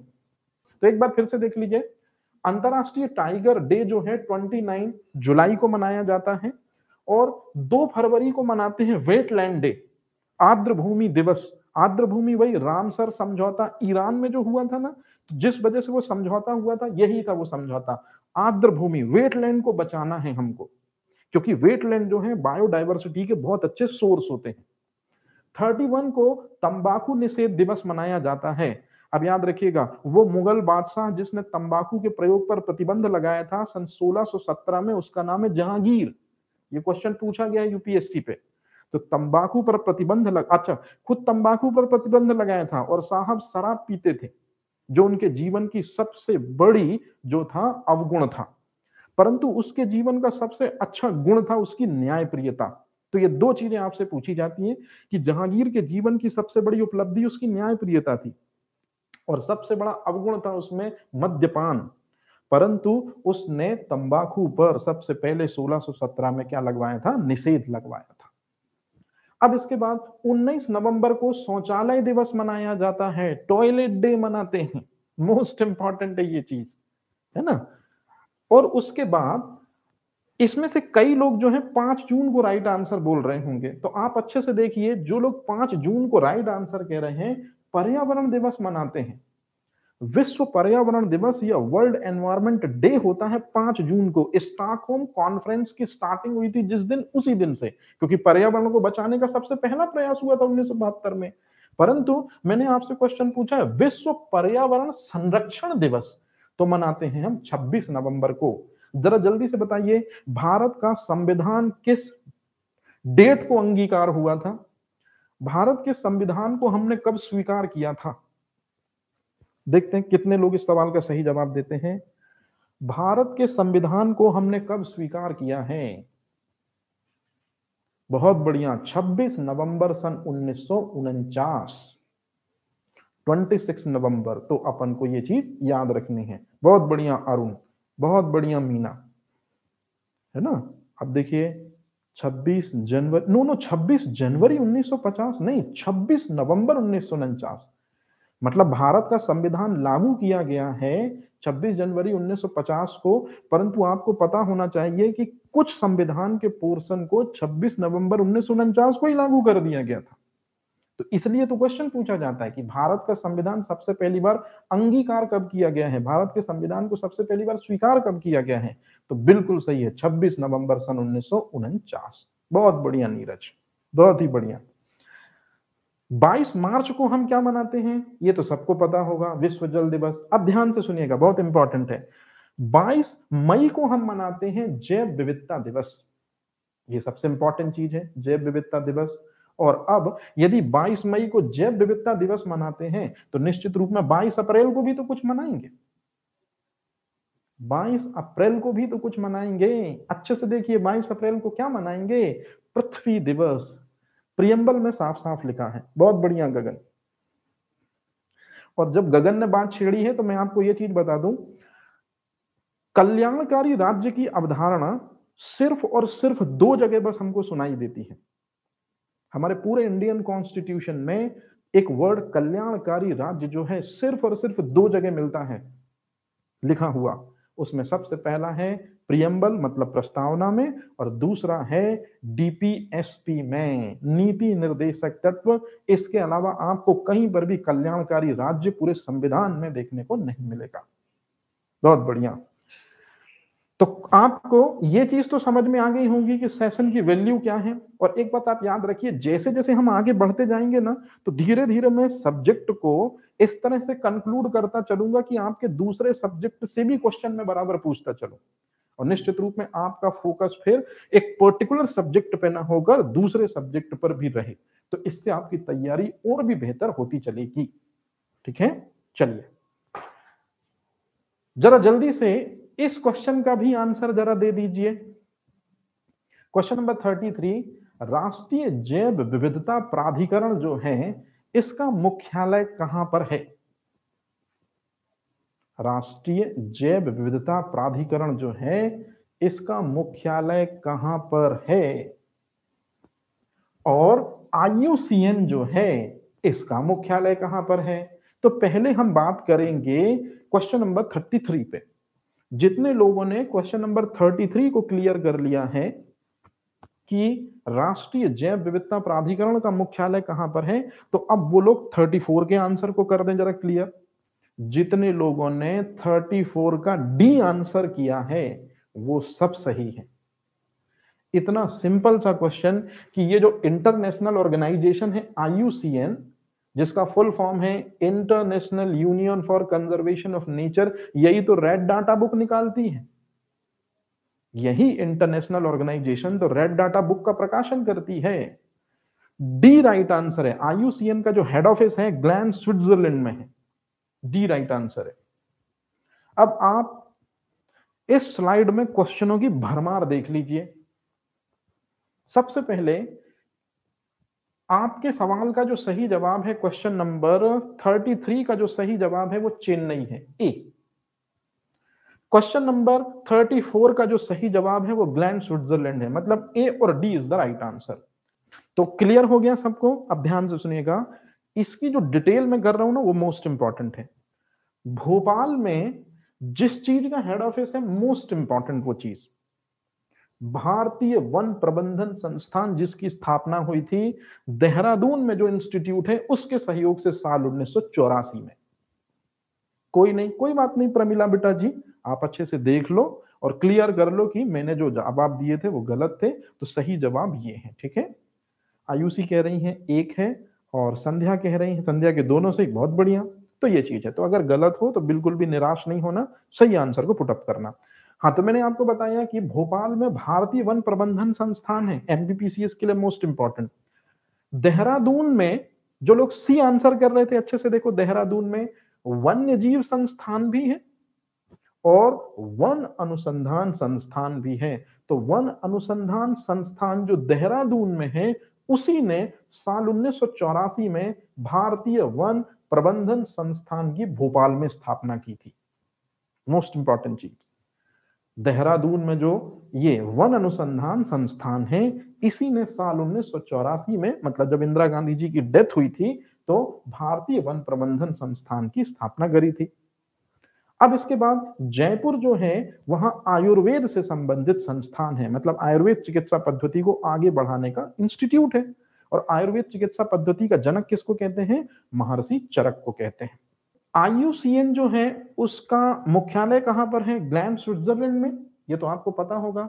स्थापना हुई थी 1948 को, 1948 को IUCN बना था। अब आता है मोस्ट इंपॉर्टेंट चीज, जिनेवा स्विट्जरलैंड में WHO का हेड ऑफिस है, जिसकी स्थापना भी उसी साल हुई थी जिस साल ग्लैंड बना था, मतलब जिस साल ग्लैंड स्विट्जरलैंड में IUCN की स्थापना हुई थी। देख लीजिए अच्छे तरीके से, बुक में 82 है। चलो मैं देख लेता हूं, इसको अच्छे से देख लेता हूं, क्योंकि जब अपन सन में आते हैं ना तो इस तरह की कंफ्यूजन होती ही होती है।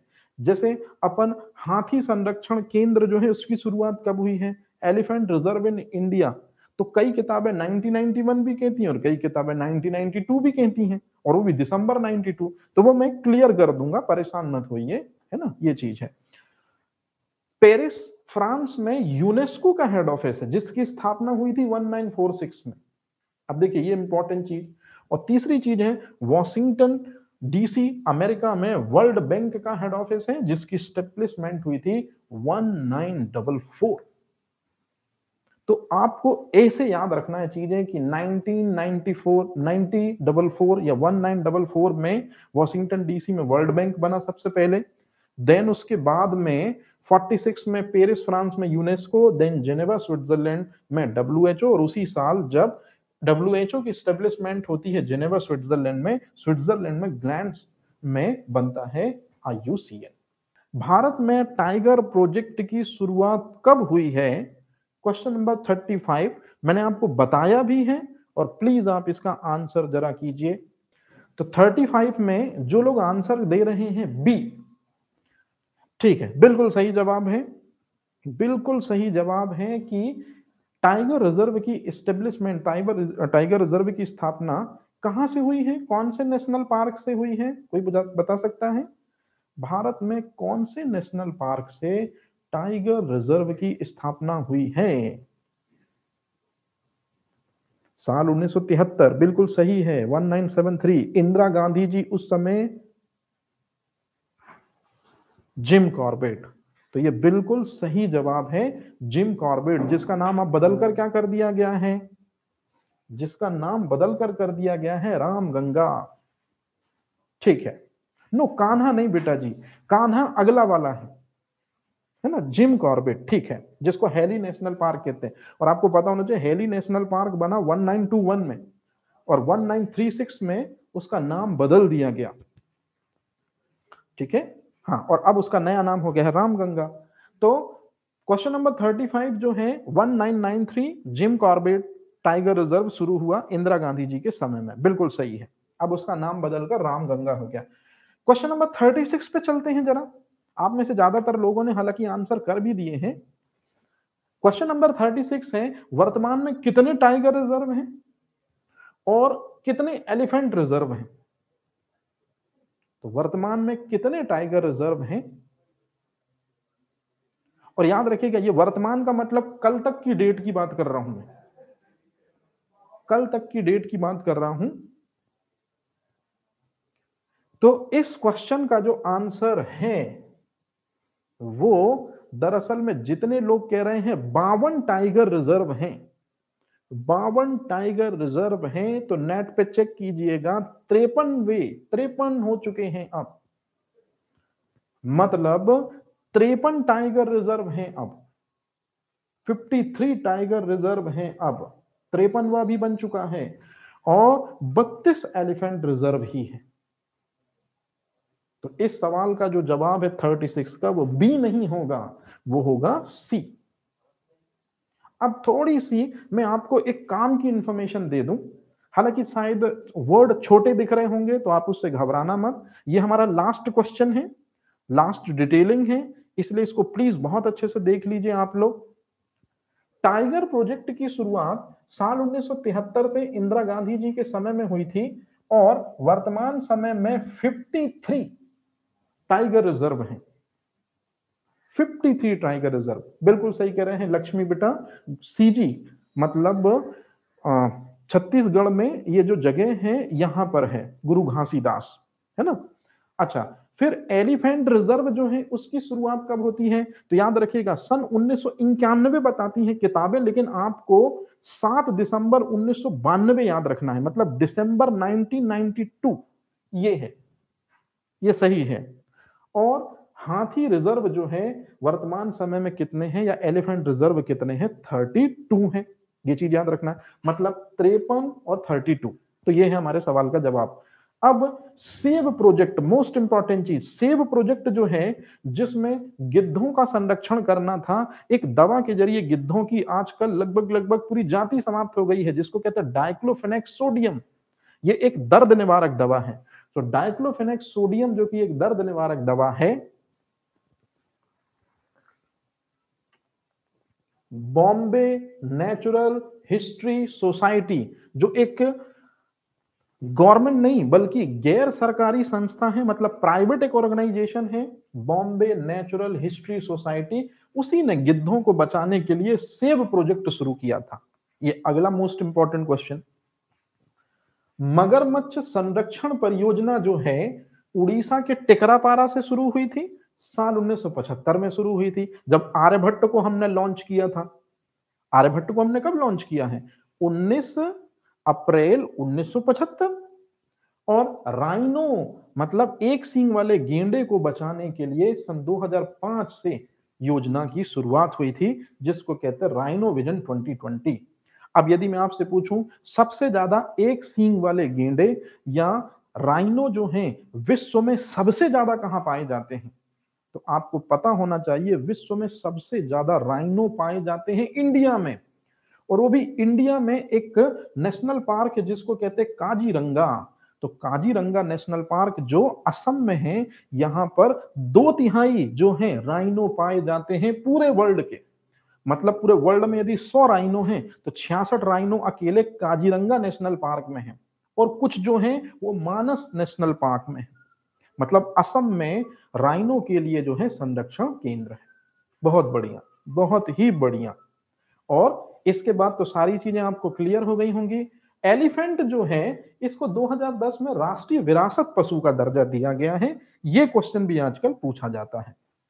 तो इस तरह से जो हमारे क्वेश्चंस के साथ में जो आंसर थे उनको हमने कर लिया पूरी तरह से डिक्टेट।